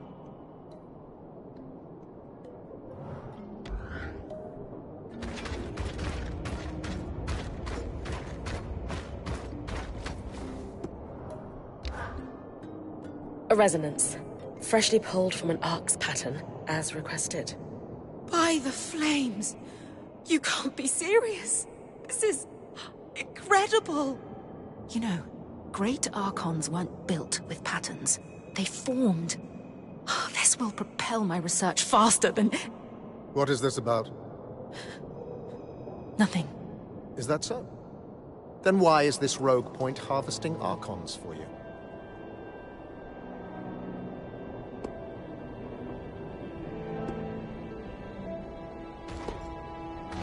Khan Stanild. Isla is the spindle. Patterns are directly tied to her domain when you hear what she hopes to achieve with the arcs. I'm well aware of my daughter's ambitions, newcomer, and I have given express orders that she is not to pursue them. Daughter? The reason you didn't want me studying active arcs was because it was too dangerous to harvest one. But Bryn offered to do it for me. None of our people were put at risk. The reason I didn't want you researching arcs is because I ordered you not to. Not as your father, but as the leader of the Enclave. This insolence and disrespect will not be tolerated. You will drop this obsession at once, Isla. For good. Hey, are you... I can't be seen speaking to you about this subject anymore. I'm sorry. But... I need to get back to work. Goodbye.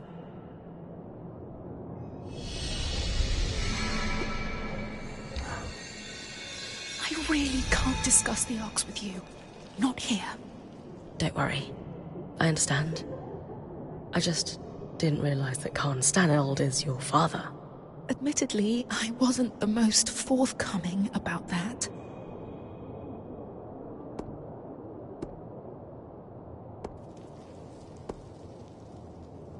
Are you all right after that argument? He's been on edge lately. Since our band arrived. That didn't help, but our relationship hasn't been great since I became the Spindle. At first, he was thrilled when I was elected, but... You're just not seeing him at his best right now. Please, don't judge him too harshly. I'll try not to. But you didn't answer my question. Are you all right? I'm fine.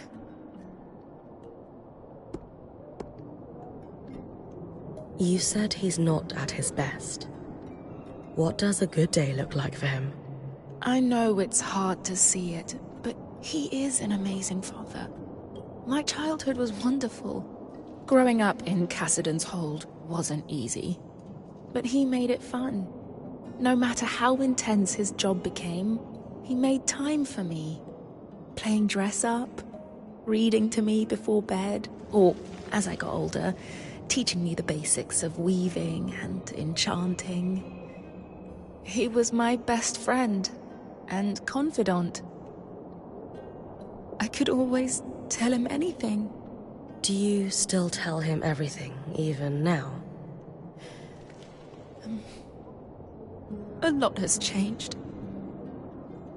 But I have to believe he's still the same father I grew up with. Why hide the fact that the Eye is your father? No. Everyone knows. That's kind of the problem. My father has been in power a long time. And obviously, being his daughter has come with its privileges. But I can't ignore the whispers that I haven't truly earned my role. And at times, I worry they're right. So, when you had the opportunity to work with us on your own terms... I took it. I'm sorry. This probably looks bad. I know we're not supposed to talk about the A word, but they're your passion. Why is your father so against you pursuing your research? He says they're dangerous. Right. But so are a lot of things in the Enclave. I never knew my mother. I was born just before the retreat to Cassidon's Hold. When my research touched a nerve, he finally told me that she had died in an arc attack on the upper city. He wants me to steer clear of them, but he just doesn't see their potential. Yet. Just know that when it comes to our Weaver Band, we believe that our contributions are what defines us. That's comforting. For what it's worth, I did enjoy working with you. But that's in the past. I should get back to my duties.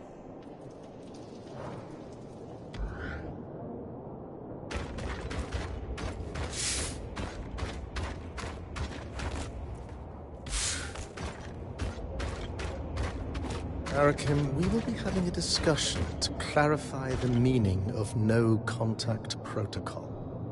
Of course. Can't stand out.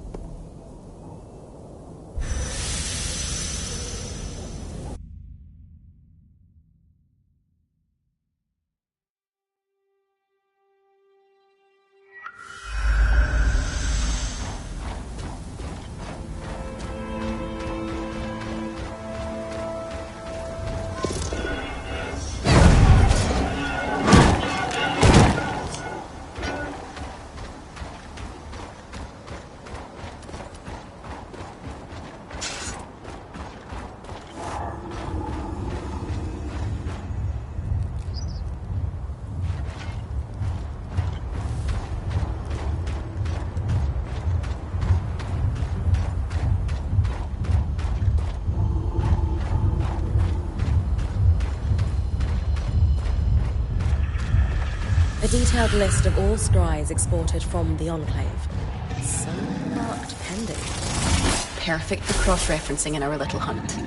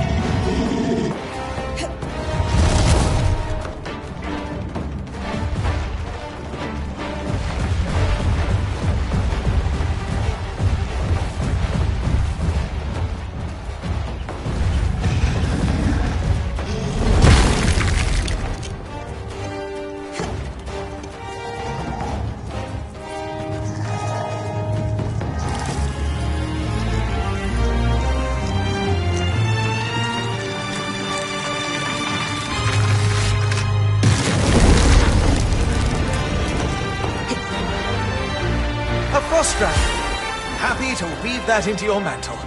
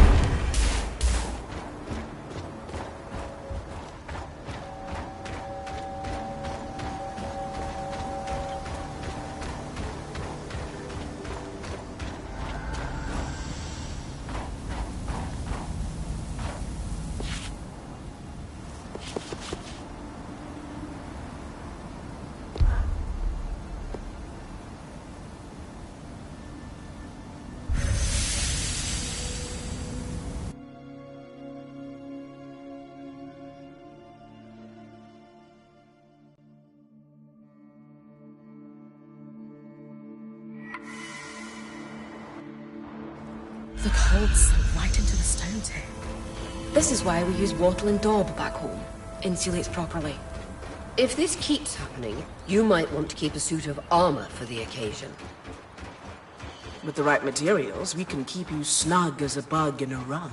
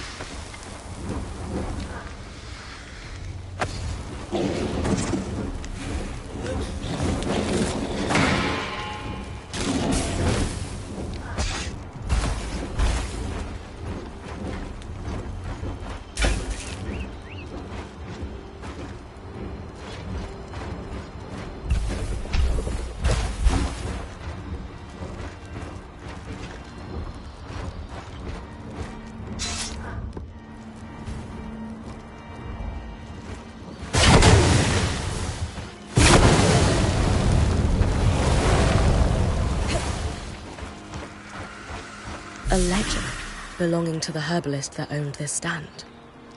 There are notes on all kinds of afflictions, both physical and mental, that were treated here.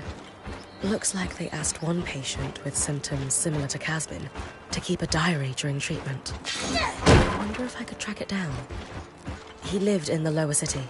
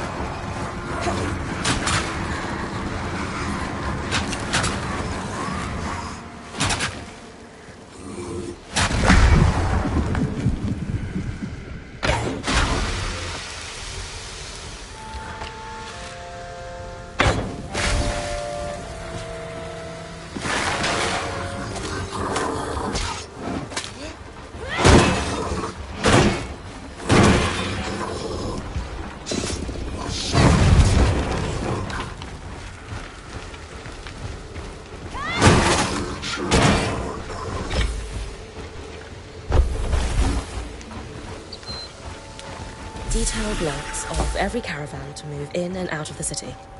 Before the Surge, the Enclave was a trade hub. This is one part of why they were so successful.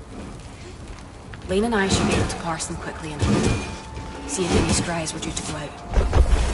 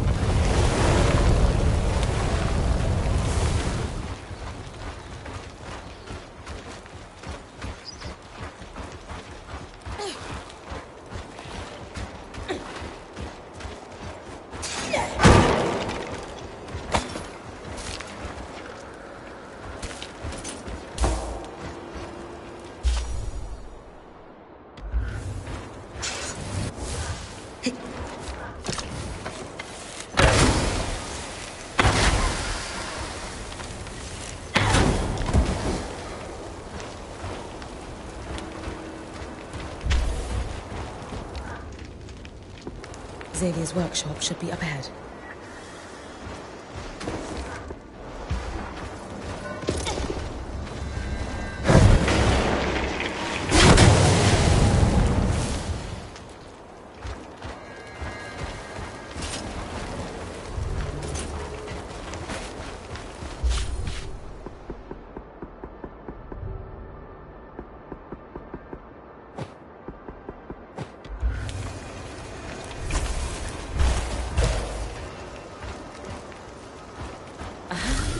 Another set of schematics. This is sure to put a smile on Sola's face.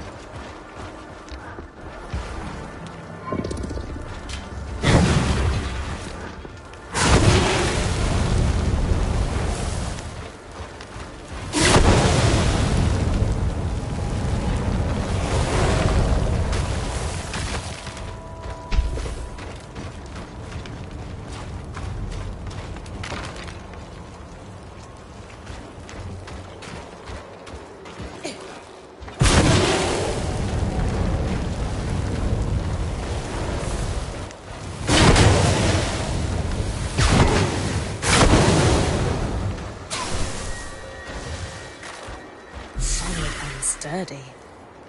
Not made for traveling like Sola's. Xavier's diary. From a quick scan, it doesn't look like he was a particularly happy man.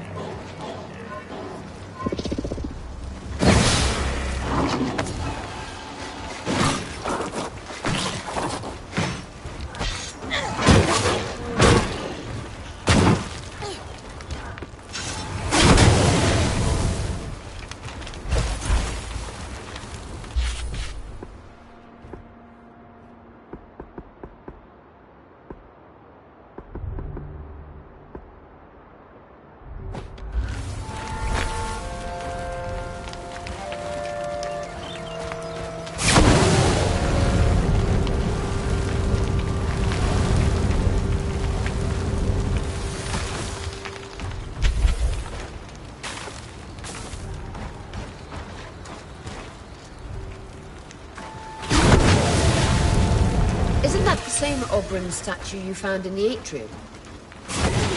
Maybe if I burn the vines, I'll be able to see who it is.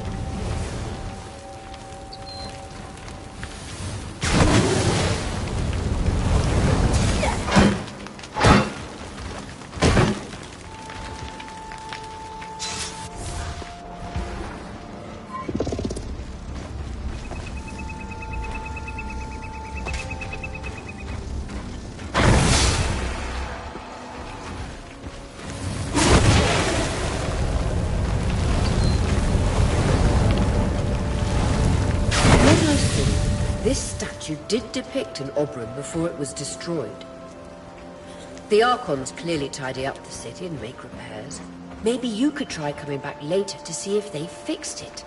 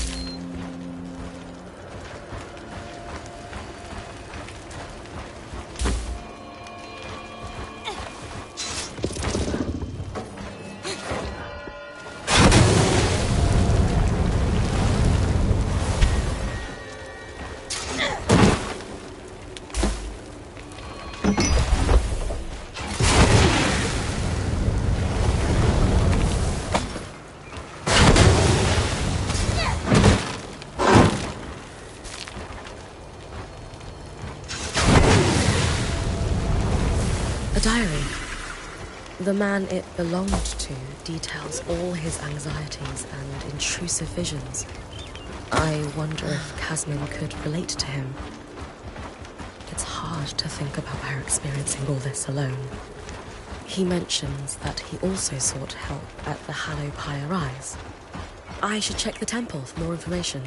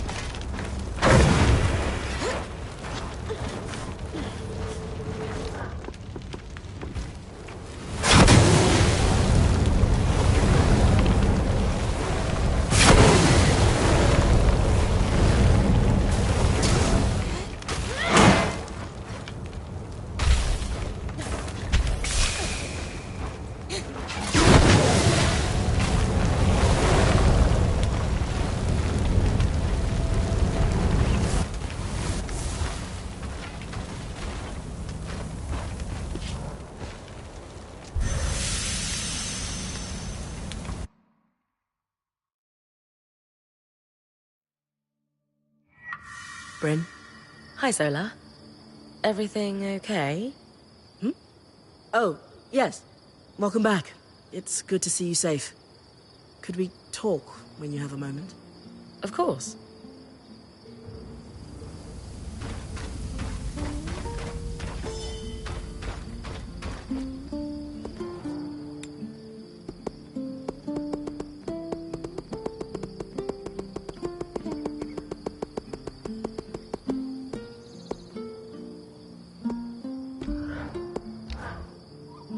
Sounds like you've got yourself entangled in a family drama.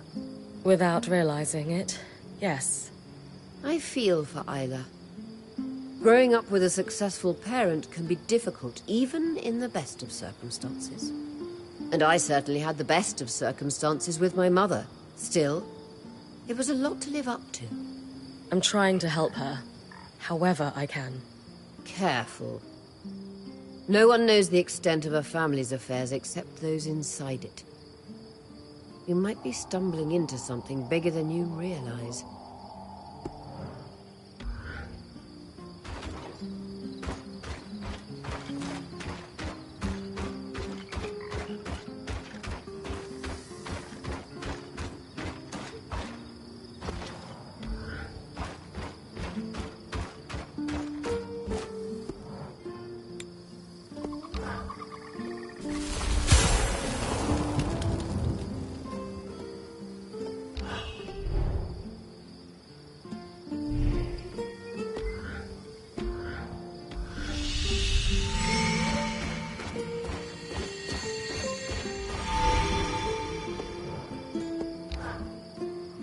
Arik, you don't think you could have mentioned that the spindle is the Eye's daughter? That's her business to share.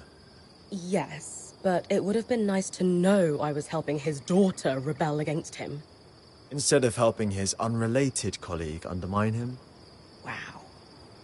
Mean. But fair. Your intervention definitely had an impact, though.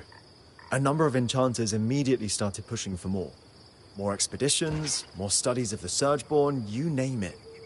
That's the kind of pressure the Eye was hoping to avoid. But I think him blowing up was a misstep. If I had to guess, that Axel started the rumors. Do you think that's what Isla wanted? No. She just wants to keep her head down and not have people focus on the Eye-father thing. And frankly, I get it. If Khan Stanild were my dad, I'd take it to the grave. Okay. But if I'm walking into any more deadfalls, a heads up would be nice. I promise. Unless it's someone's private business. When we first met at the harness, you were very brusque. All of you, and so on. How come? Snap decision.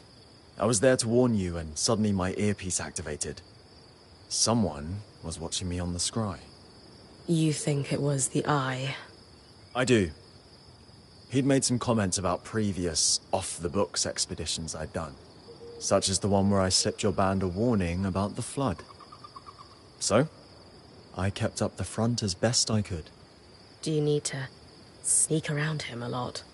To get things done, I often have to cut through all the rules and limitations. For example, your help is making things happen. The Eye's planning something, but no one's telling me what. I'm not sure the Spindle or the Axle even know. I'd guess we're all going to be handed orders and expected to deliver on a moment's notice. The Eye always claims he's protecting the people by sharing on a need-to-know basis. What do you make of it?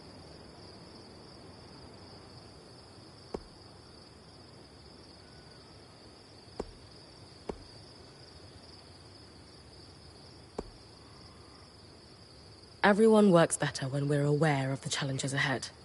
I couldn't do what I do if Dharm refused to tell me how my mantle works, for instance.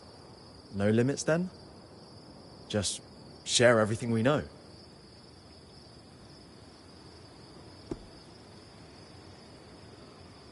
Sharing everything means there's no consideration given.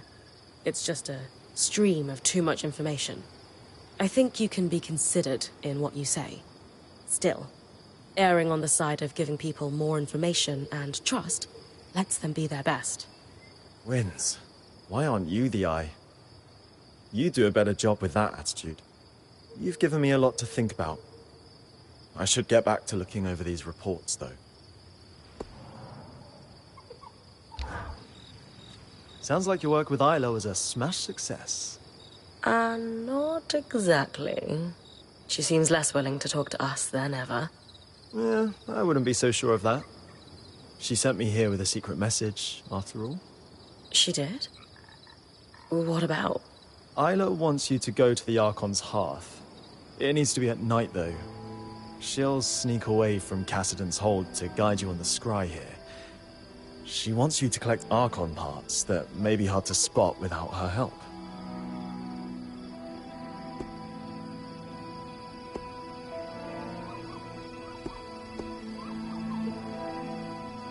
What parts does Isla want me to collect? There'll be 3 what's-its, 4 who's-its, and maybe a thingy or 2? For a guy delivering secret messages, you're not really a detailed note-taker, are you? I glazed over when she started listing the parts, and, well, we decided her sneaking out to guide you on your scry was the best course of action. Besides, even if we knew what the parts were called, there's a lot of junk down in the Archon's Hearth. It wouldn't be easy to spot on your own. The Eye, well, her father, was livid when I brought her the resonance. Couldn't Isla get in trouble for sneaking out? I know. Oh, she's never been cooler. But yes, she could absolutely get in trouble for this. We should make it a quick trip. Got it. I don't think I've been to the Archon's Hearth yet. Where is it exactly? You've been pretty close to it. I have? Wow. You've forgotten our introduction so fast. I take it that's where the cavern near the harness leads. Correct. So what is it exactly? The Archon's Hearth is where all arcs were created. We lost control of it almost immediately after the Surgeborn appeared. Not that we had much use for it. The Surge hit it hard, and most of the weavers who knew how to build arcs died as a result. But all the materials to build arcs are still there. Hence, the Spindle wants you to go.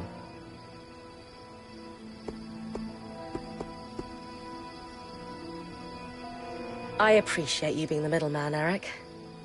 Sounds like I'd better get to the Archon's Hearth. Enjoy the trip.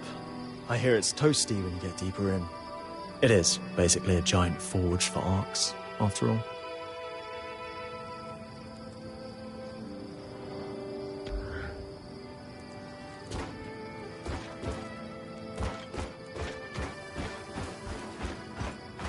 Yes, sir.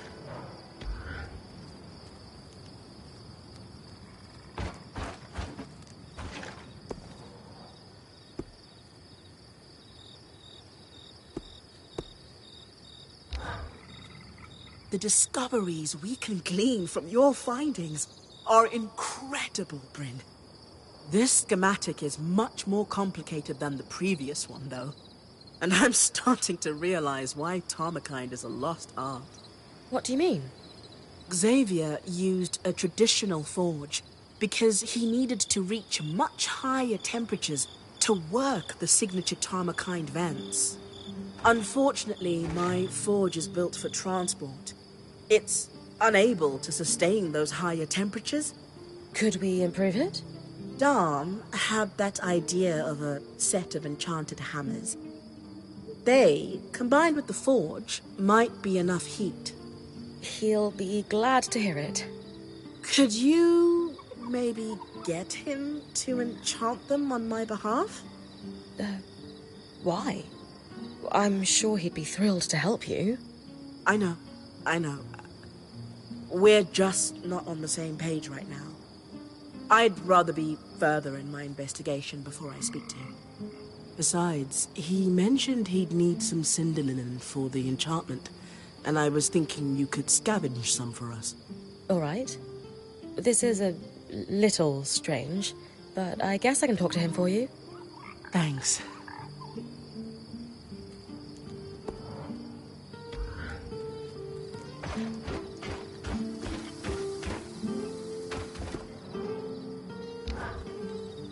Hey, Dom. Sola was wondering if you could enchant a set of hammers after all. She's finally ready to use them. Of course, but why isn't she asking me to do it herself? She's been a bit busy with the Tarmakine stuff she's working on. Right. I'm happy to enchant the hammers. I'll need cinder linen to do it, though. Do you have any on you? As a matter of fact, I do. Here. Perfect. I've still got some of the byproduct from your drake harvest as well. I'll enchant them right away. Do you think I should be the one to bring them to Sola?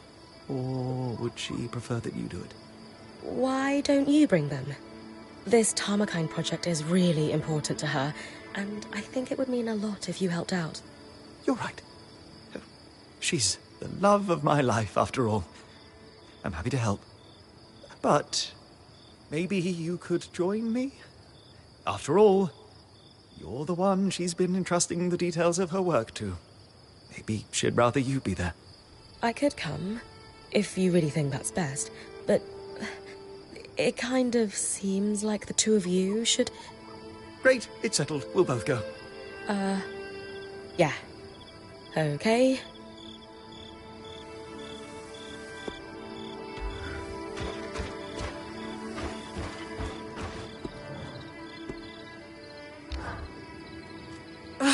This isn't working.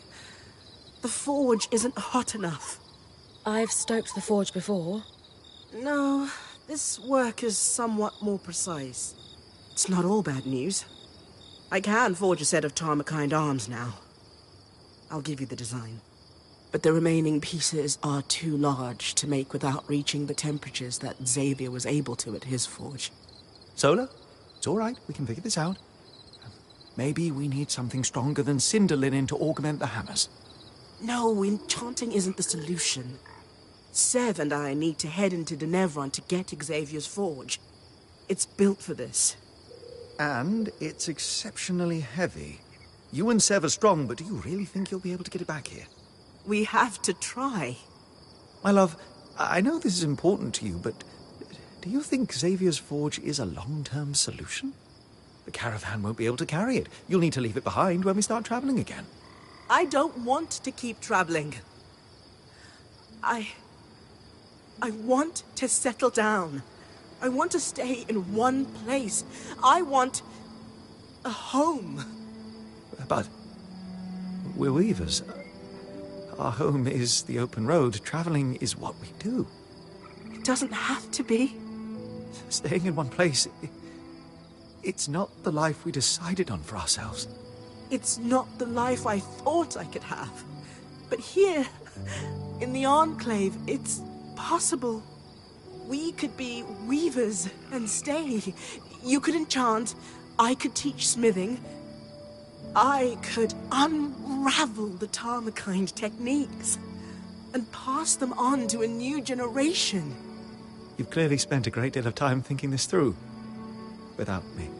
It's not what I planned for myself, though. Or even a life I want, for that matter. But we're married.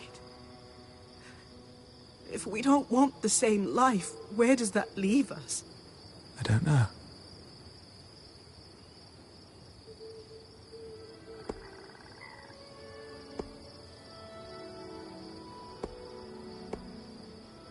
I might be overstepping, but you both should take a beat. This is escalating fast. Everyone can see how much you love one another. You'll work this out if you come back to the conversation fresh. Prince, right. I need some space. Maybe it's best if we take some time apart. Wait, I didn't mean... Fine. Sola, are you... I don't even know what just happened. I can't believe he just... left. He was caught off guard. It will be okay, I promise. I don't know anymore.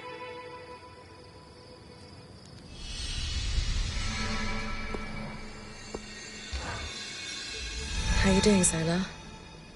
That discussion with Dom was a little rough. I'm frustrated and hurt. I feel like I don't ask for much, and when I finally do, he acts mystified. He absolutely could have handled that better. but I think he was genuinely caught off guard. How is that possible? I feel like I've been trying to tell him for ages. Or hint at it, at least. Maybe that was the first time he really understood, though. Maybe. I just need some time. And space. I don't know if space is the best. I can't have that conversation again right now. Especially if you won't consider... Never mind.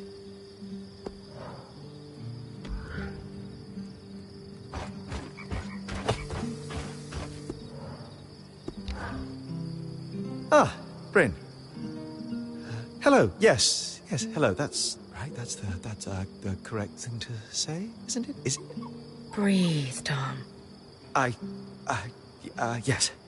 Yes, of course. I just not feeling myself. Solar? Yes.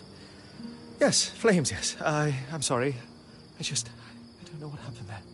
I think maybe you two have some things to talk through. After a little time to cool off. I had no idea she wants to stop traveling. We all have to slow down sometime. We can't be on the road our whole life. Well, yes, she had, I suppose, brought it up once or twice, but I assumed she meant later. Like our dotage. At least it's out there now. Take a bit. Think about what she said. What she might want, and what you want. There's a way to make it work. I shall. Yes, because I would very much like it to, as you say, work.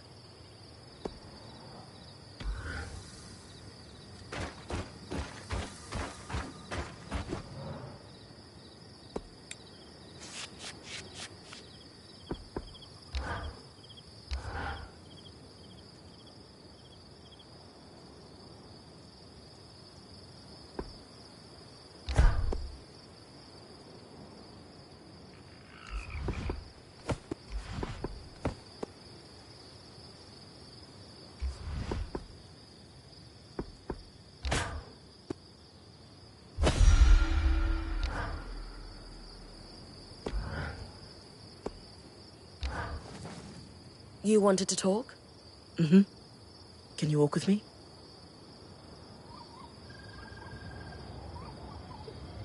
Why all the mystery, Milady Smith? In a word, I'm worried. About? Sev. He's been acting strangely. Has been since we met the Hearthsiders at the hold. He's going there a lot in off hours. And he honestly looks a little exhausted. Despite the fact that we're taking space. Dom even came to tell me he's noticed Sev slipping out late at night. Have you asked Sev what's wrong? I have, and he waves it off every time. Right. What do we do about it? Sev has completely cut me off. But you know how I tease Lane for watching us all the time? Maybe that will pay off here. I hate this cloak and dagger stuff. You do? You seem pretty good at it. Talk to Lane for me. I'm sure they've seen what Sev is doing, but maybe they also have a guess at why he's acting so odd. Okay, let's go back before anyone gets nosy.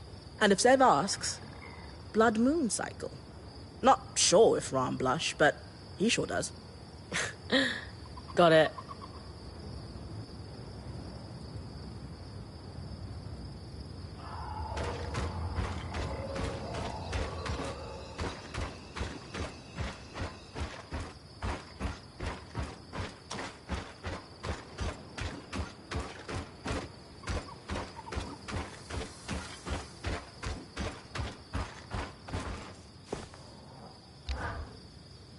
We need to talk about Sev. Wait, you know why I'm here? I'm a keen observer, and you have no Pangel face. Also, Solar has many strengths, but subtlety is not one of them. Sev, however, is somewhat more adept at hiding things. He's been moving back and forth between here and the hold quite regularly. Let me ask you something. Did you notice anything odd when you were at the hold? There was a moment when Sev approached the Eye to speak alone. That confirms my suspicion, then. Have you noticed that Sev and the Eye wear a similar symbol? I had not. The symbol looks to be a stylized... well, I'm not sure, but I think it's something akin to a water wheel. I don't recognize it myself, but given the Eye is wearing it, the Enclave might have some record of that particular symbol. The archives in the Spire might have something. Though I'd rather just ask Sev. Given his secrecy about this whole affair, I can't imagine he will be forthcoming. Good point. And yet... Either way, time for a little investigation. Hey, big guy. Everything okay? Yes, mostly. I was wondering if you had a moment sometime. I might need your help.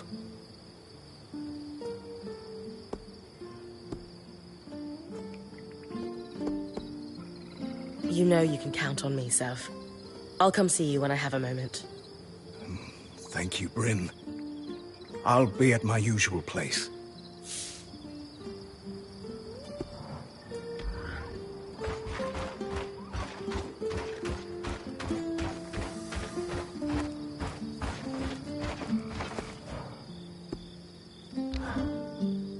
You know, I've been curious about something. Oh, I know this one. A soft cloth and some ergon seed oil. I'm sorry, what? You... weren't asking about tusk care? Everyone eventually asks. Spirits, no. But that's intriguing.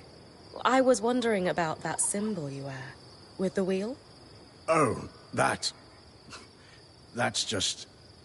a family heirloom. Of sorts. Thought it looked nice, is all. Just... thought it looked nice. I'm so sorry, Bryn. Just remembered, I have to move some things for Aurea. Maybe another time.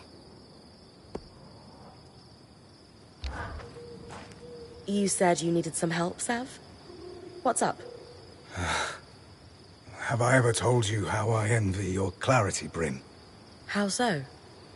Maybe I'm just romanticizing it, but... you seem like someone who's always known what you wanted to do. To be. I was born in the tail years of a liberation war, Sev. It never made sense to me that I couldn't be anything I wanted. So I just decided. I wish making decisions came so simply to me.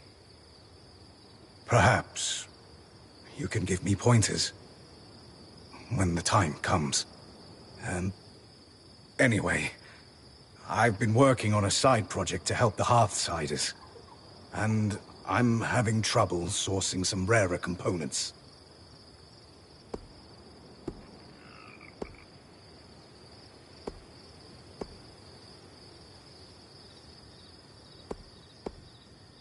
What are you working on?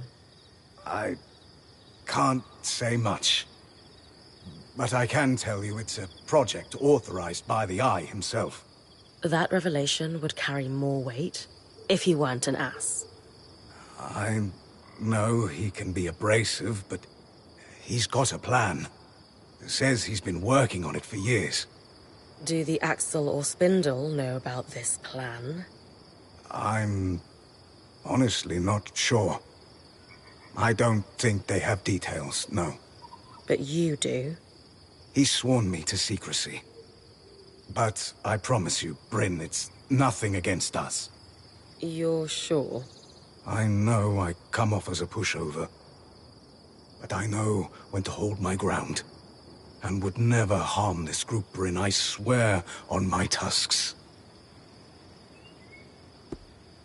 If the Hearthsiders are asking for your help, can't they provide what you need? The survivors are strapped. Their supplies have been dwindling for years now. I'm sure before the Surge they would have had rare materials in reserve. But those days are over. So... I have to ask for your help.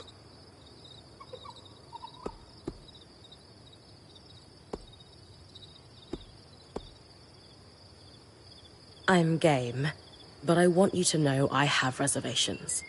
The Eye hasn't exactly been helpful to us. I completely understand.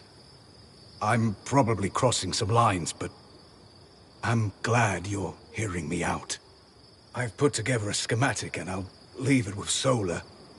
The majority of the asks are reasonably mundane. It's just... Oh no. Well, I need some particular secretions from a glass tail. Why is it never onions? You know, small, green, distinct lack of talons. Never flash freeze you into an icy prison, though I suppose both can make you cry. I'm kidding, Sev. I'll see what I can do.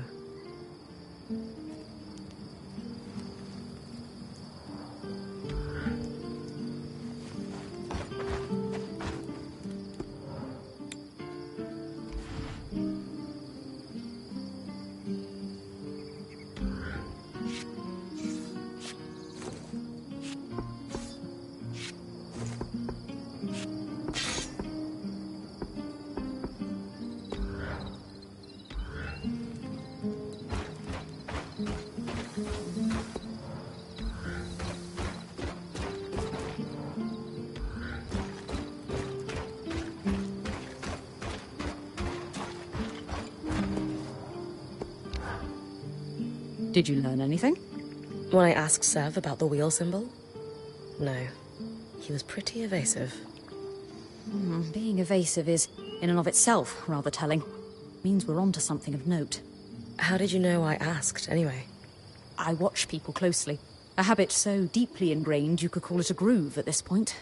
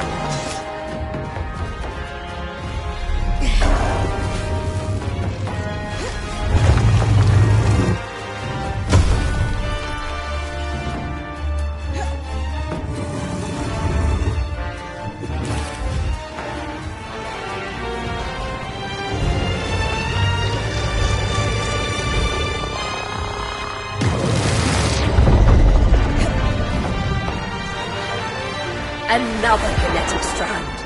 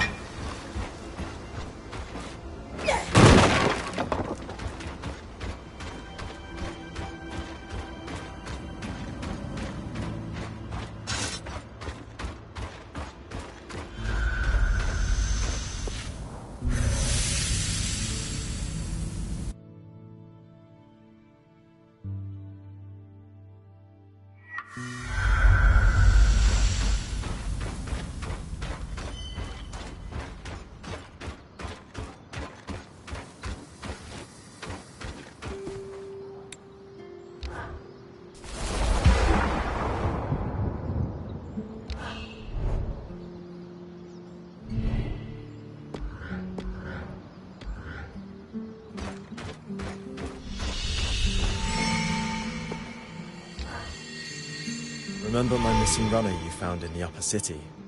One of the siblings with the hidden cache? I do. Yes.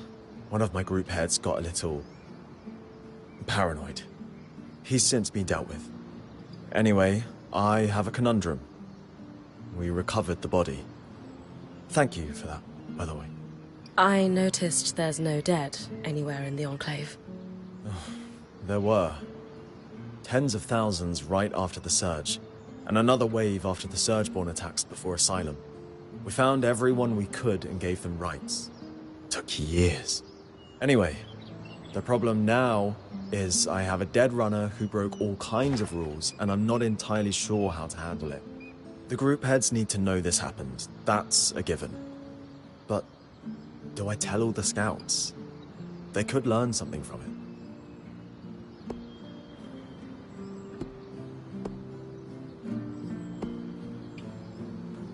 If I were you, I'd get in front of this.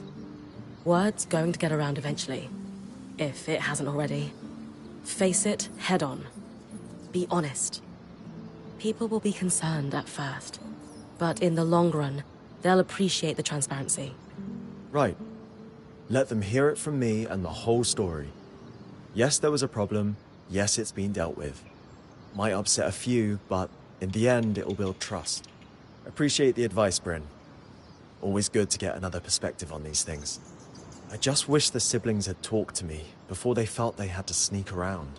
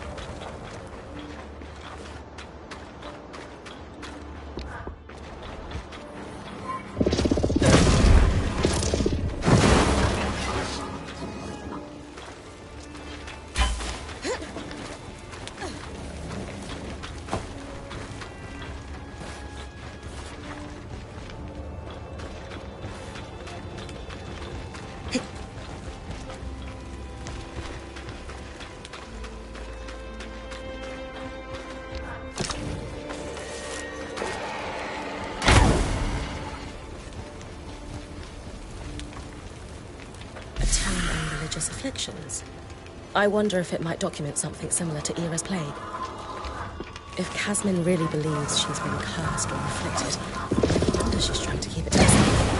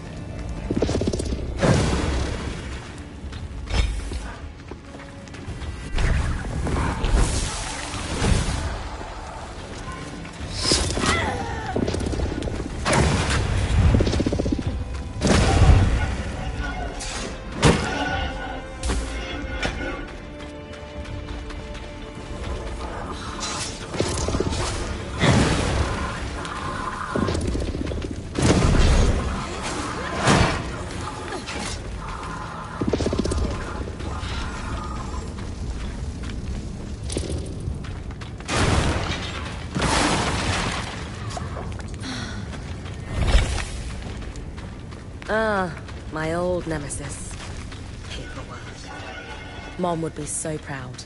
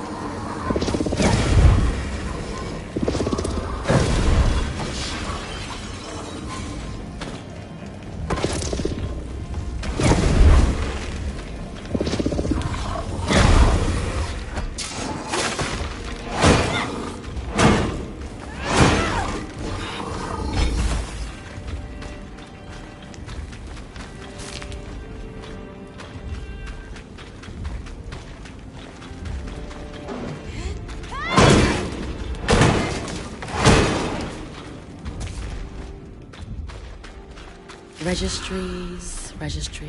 Ah! How are things, Lane? Sev isn't here for a moment. You're clear. I'll be quick. The symbol is registered to imports brought in by the Norian Order.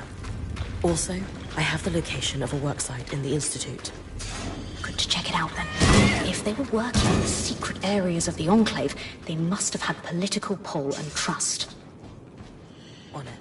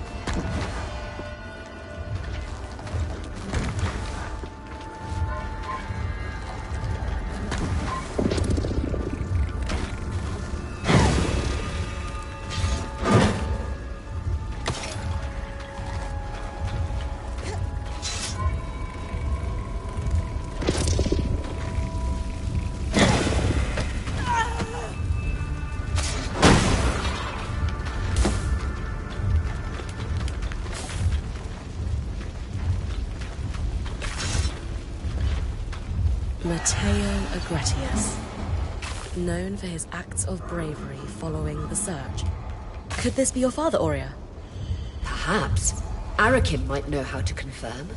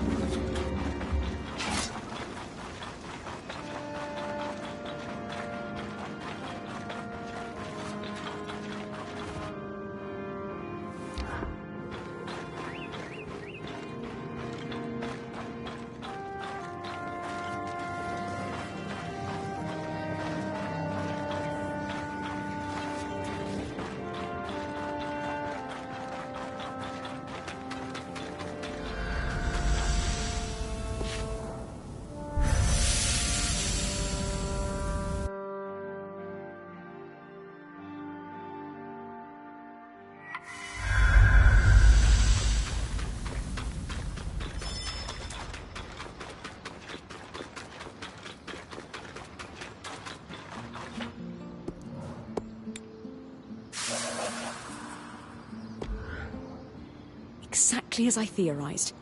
Era's plague is little more than a stigmatized condition with a perfectly rational explanation.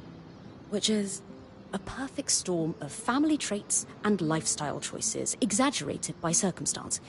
Diet, athletics, and sleep all factor in. Casmin hasn't been sleeping much. Might be worth presenting this research to her to see if the rest resonates. Good idea. Aurea and I will join you when you're ready.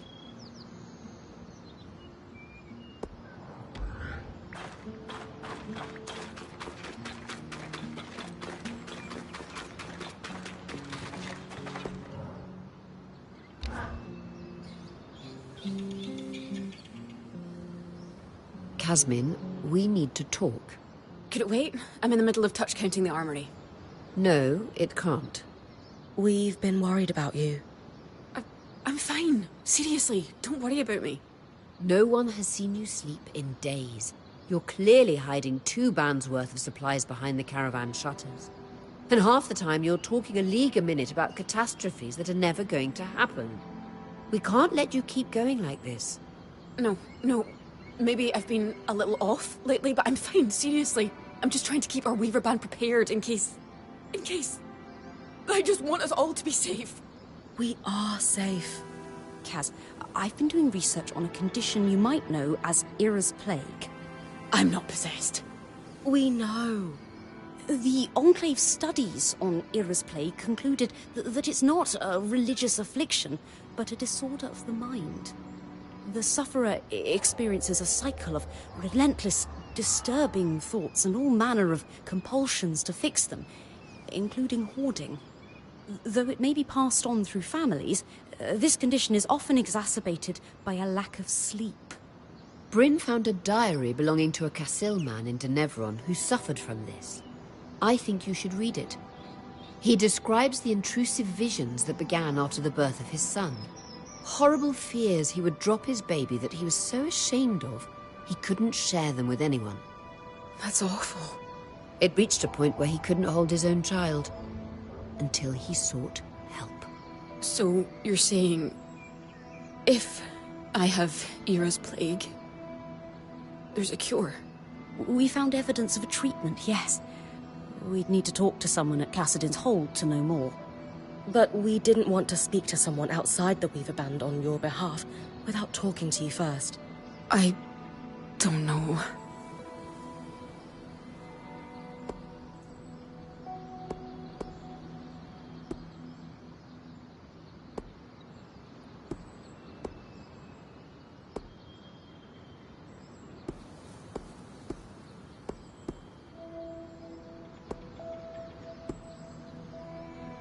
None of this is your fault. It's okay to get help. We all need it from time to time. But no one else seems to need help. Everyone else is handling being here just fine, and I'm the only one having a breakdown. Hey! It could be any one of us tomorrow. And I know for a fact that if this were happening to anyone else, you'd cut them some slack. She's right. It's hard for all of us to see you suffering like this. We care about you, and we just want you to be okay. Fine. You can talk to the Weavers in Cassidin's Hold. I can't promise. I'm still not sure about all of this. We'll go one step at a time.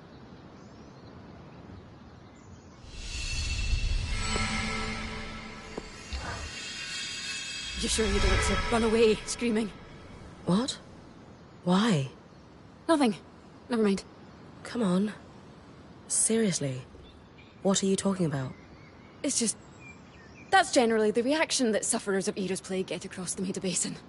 After all, Ira only stalks the wicked for penance.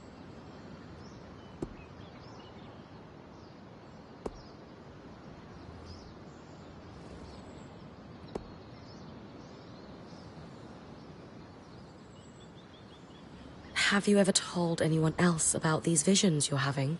Only one person. My mother. I take it she wasn't very supportive? I'll never forget how she looked at me. Like she was terrified.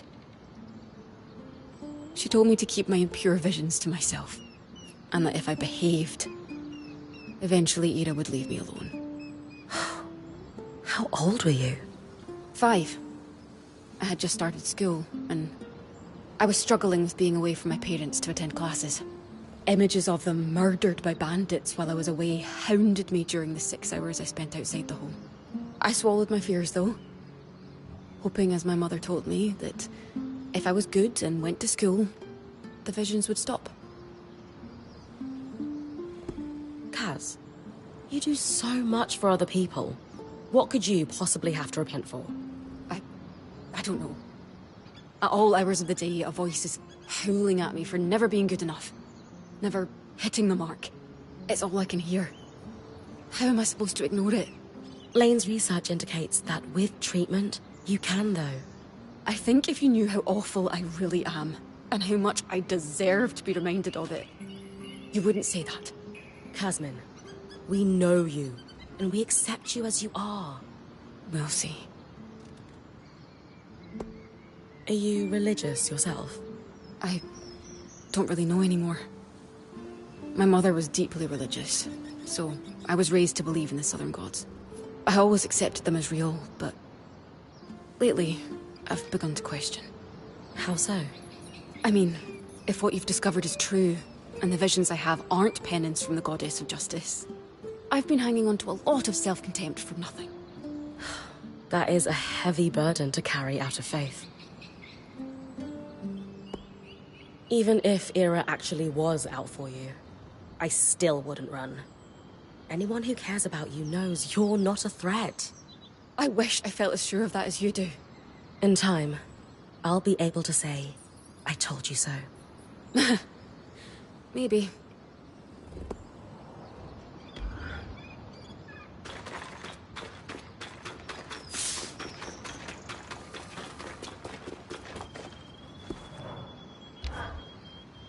Arik, about those statues in Upper Denevron. You mean the Friends of the Eye? No, I was talking about the champions. Ha! Some of them, maybe. But you could be the most heroic weaver in the world, and unless you're cozying up to leadership, there's no statue being built in your honor. Huh. Anyway, what do you want with them? Well, we're wondering if there could be a familial connection between someone in our band and one of the figures represented on the statues. You could dive through the archives we've preserved in Caston's Hold on all our heroes. That's the slow, boring way. Don't let Lane hear you say that. Or you can compare mantles to see if their patterns are a match. You can tell two people are related through their mantles. The spindle could tell you more about the science behind it. But from what I understand, there are similarities across bloodlines in how a weaver's cloth pulls magic from the air. A pattern tracer allows us to analyze those similarities between two weavers' patterns. I'll give you a design for it. Once it's built, take it to the Axle and she'll trace the mantles for you. We've preserved mantles belonging to all our heroes in Caston's Hold. Thanks, Arik. Aurea will be pleased. Aurea? For what it's worth, she's twice the weaver any of those statues might claim to be.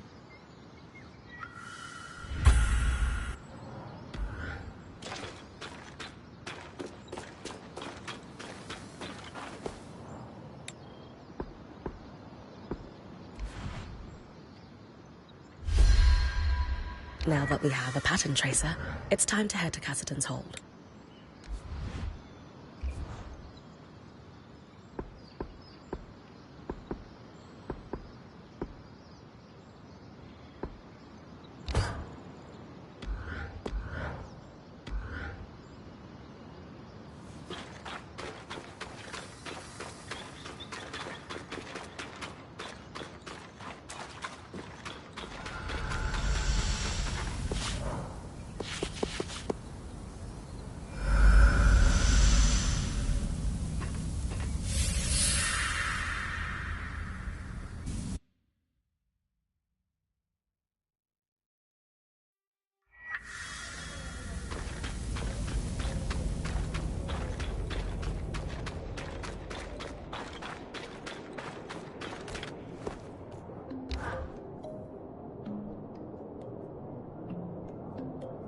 Arakim mentioned you wanted to compare a mantle with Matteo Agretius? We'd like to see if he might be my father. All right. I've set his mantle aside for you. I'll need yours too, and the pattern tracer to perform the test. You all right? A little nervous. I have to say, your mantle is spectacular. Matteo's easily pales in comparison. Oh, thank you. And, is he my father? No, I'm sorry. It's not a match. Oh, I see. Hey, we'll keep looking. Maybe now it's time to talk to Lane? You're right. We should consult with them. I just thought... Silly. I'll see you back at camp.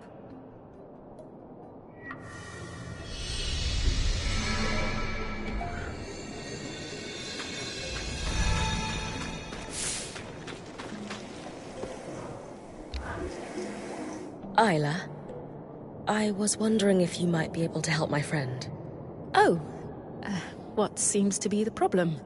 I was wondering if you've heard of an affliction known as Era's Plague.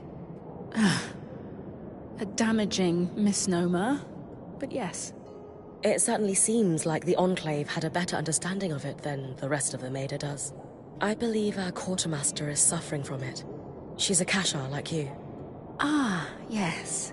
The condition isn't unique to Kashar, but it's believed we experience it in greater severity due to our unique sleep cycles. I've heard of Ram, Oberyn, Ashar, and Kassil alike who've experienced it. The first line of treatment is sleep. Unfortunately, that's difficult for Kashar. Thankfully, a sleeping balm should go a long way to help her. But it's not enough on its own.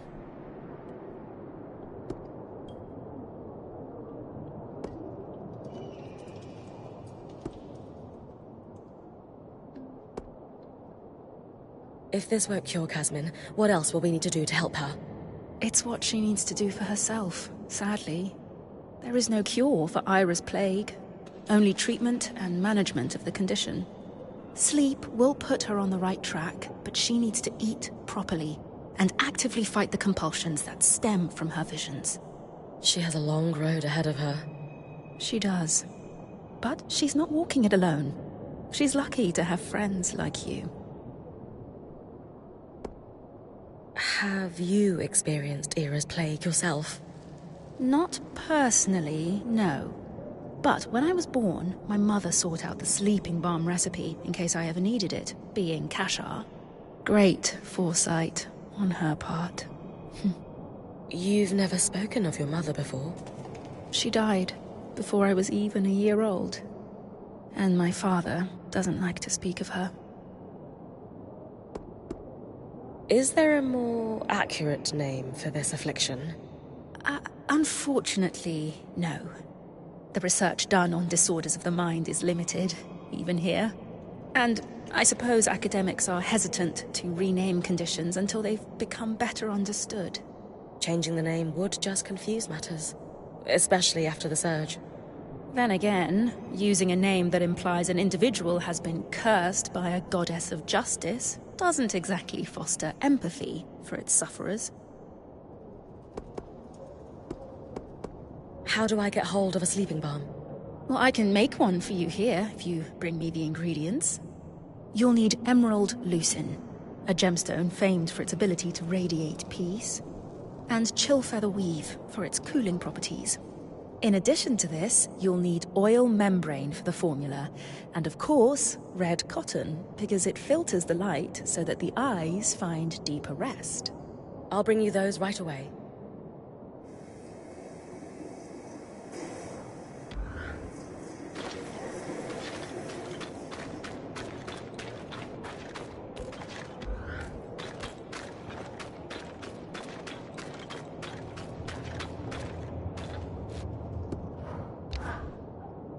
What is it?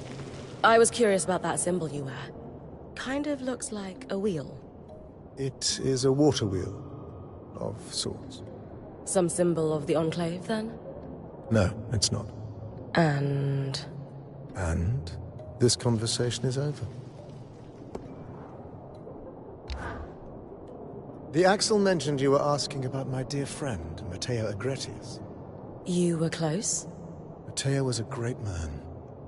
In the aftermath of the Surge, he went back for families that couldn't evacuate to Nevron. Sadly, he passed away a few years ago. You were comparing mantles to see if there might be a family relation? Aurea was hoping he might be her father, but it turns out he's not. Unfortunate. What an impressive lineage she would have.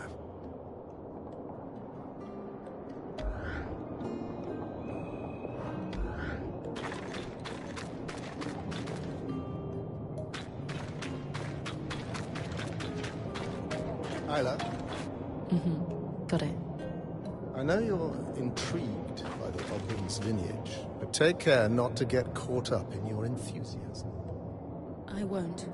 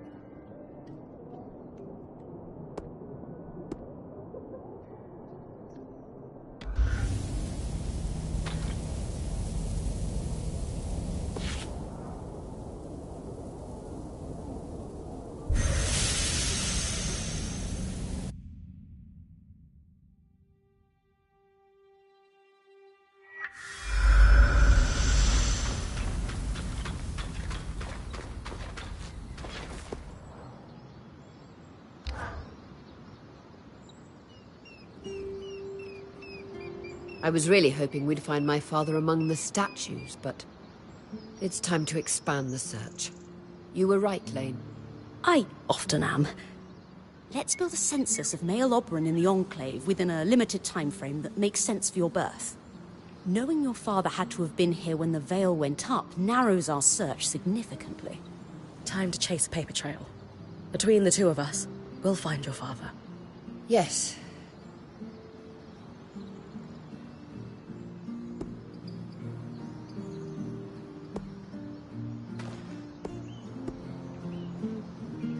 Aurea, are you sure you're all right? Is this really just about your dad? Of course. Sorry, I just really thought we would have found him already. We will soon. Our archival work might not be the most glamorous way to chase down a lost relative, but it is effective. You're right.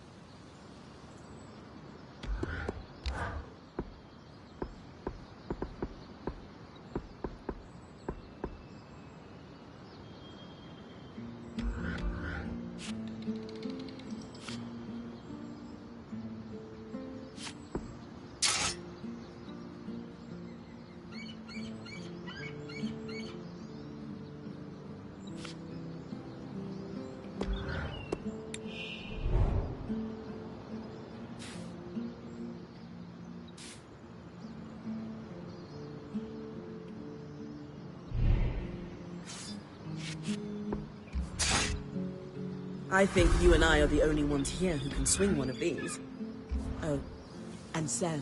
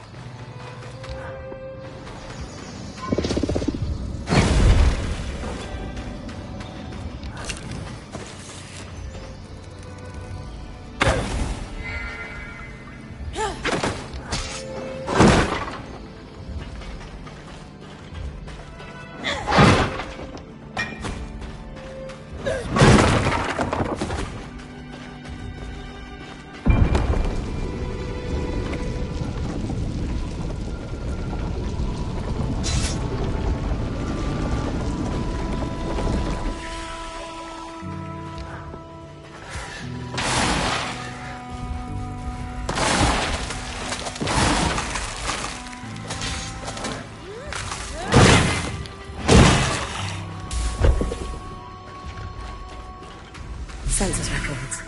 The pivotal piece of the puzzle, as Elaine would say. Others might call them dull.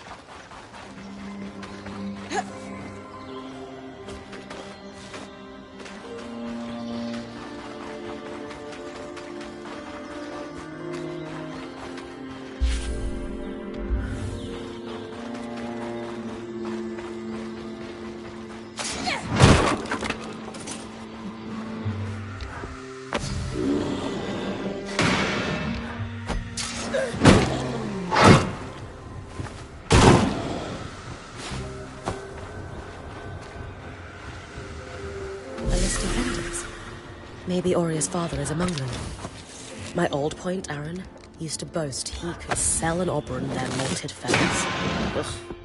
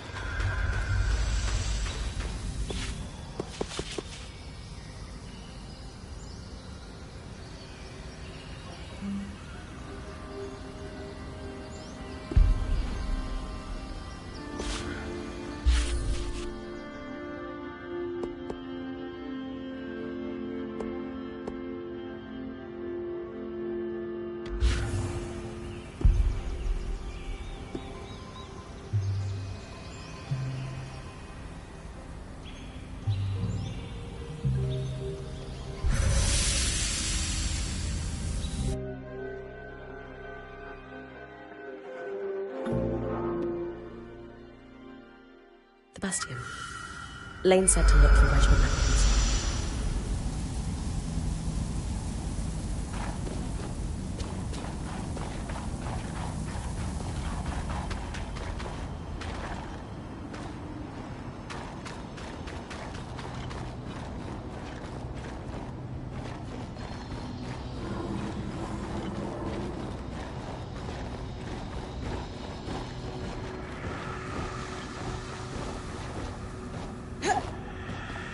These are the regiment records Lane asked for. My father told me stories about how instrumental the Oberyn were in the wars for Carnhaven's independence. They would glide behind enemy lines and strike with precision.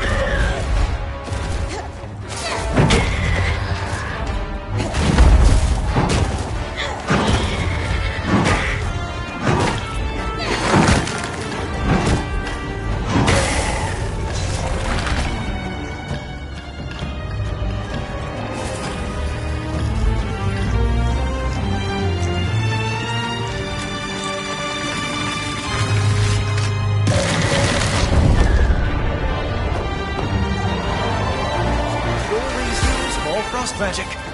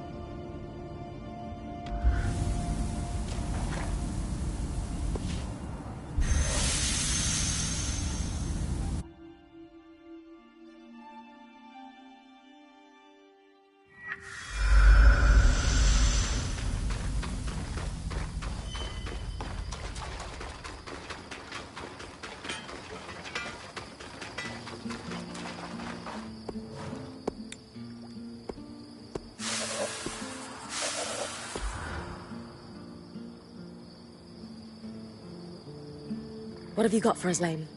I've narrowed it down to 3 likely candidates. A Hallowpire priest, a farmer, and the last military commander prior to the evacuation to Cassidon's Hold. A military commander sounds promising. How do we narrow down which of those three is my father? That's where we step away from the books and do some investigating. Bryn?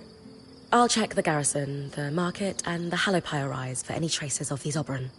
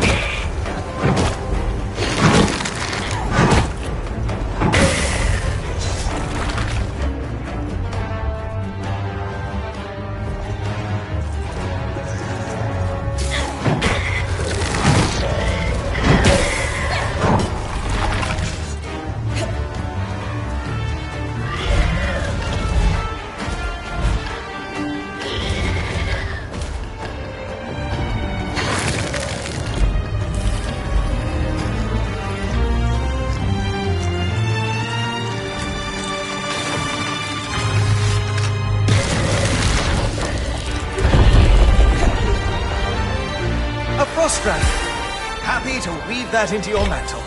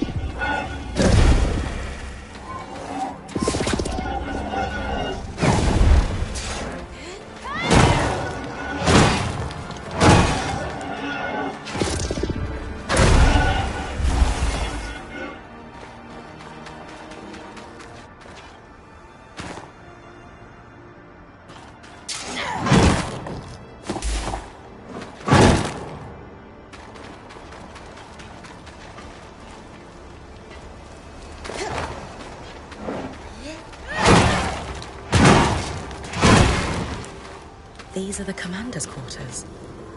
I should look for anything that might point to him, Gloria's father. Find something? Looks like love letters between the commander and many women who are not your mother, dating back pre-surge. Ed. Don't worry, I'll keep looking.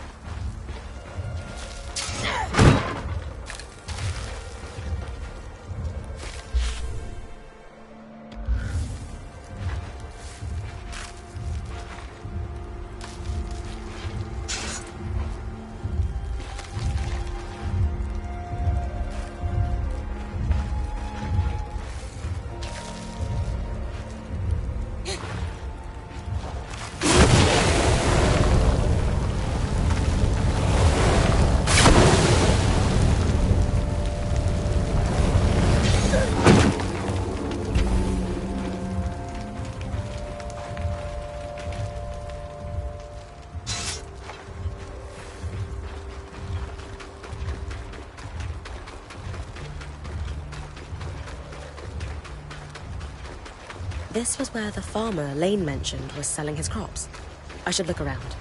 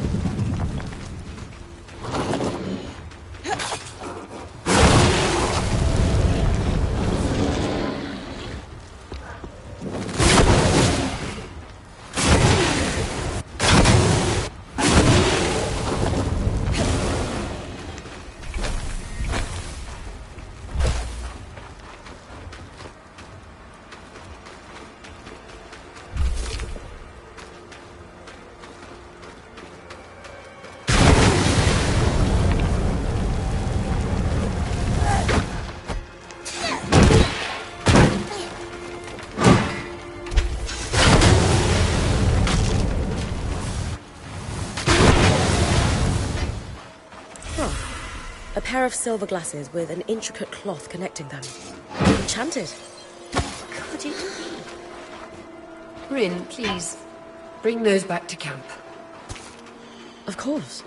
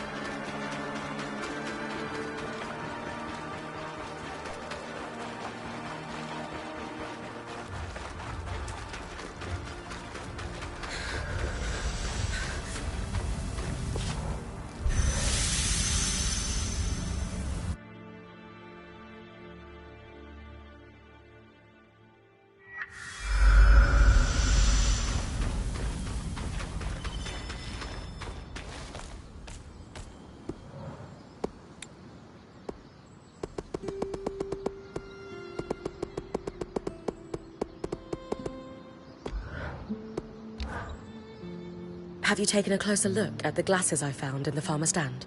I can hardly believe it. My mother's craftwork is unmistakable. Enchanted to adjust with degrading vision. So we found your father! Lane's notes mentioned his name was Eugenius Osphine. I guess so. I thought you'd be happy. No, I am.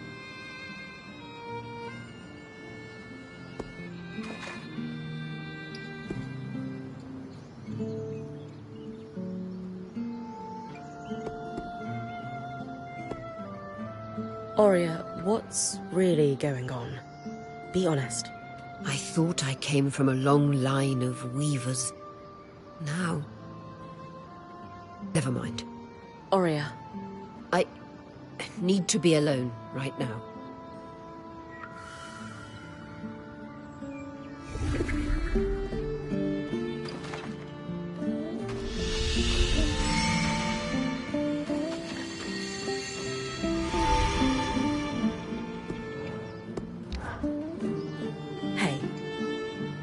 I just wanted to say, I'm here for you when... When I'm ready, I know. I'm still not ready to talk, but thank you.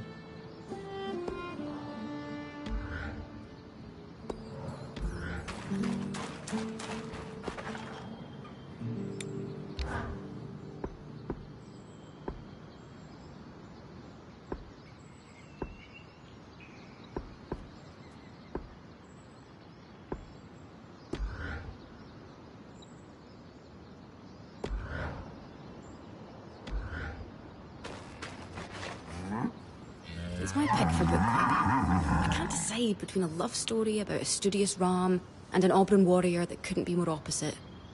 Or a treatise on Tazan governance prior to the Surge. Those do seem like very different options. Yeah, well, normally we'd have passed through somewhere with a proper bookshop by now. But we're running low on options inside the Vale.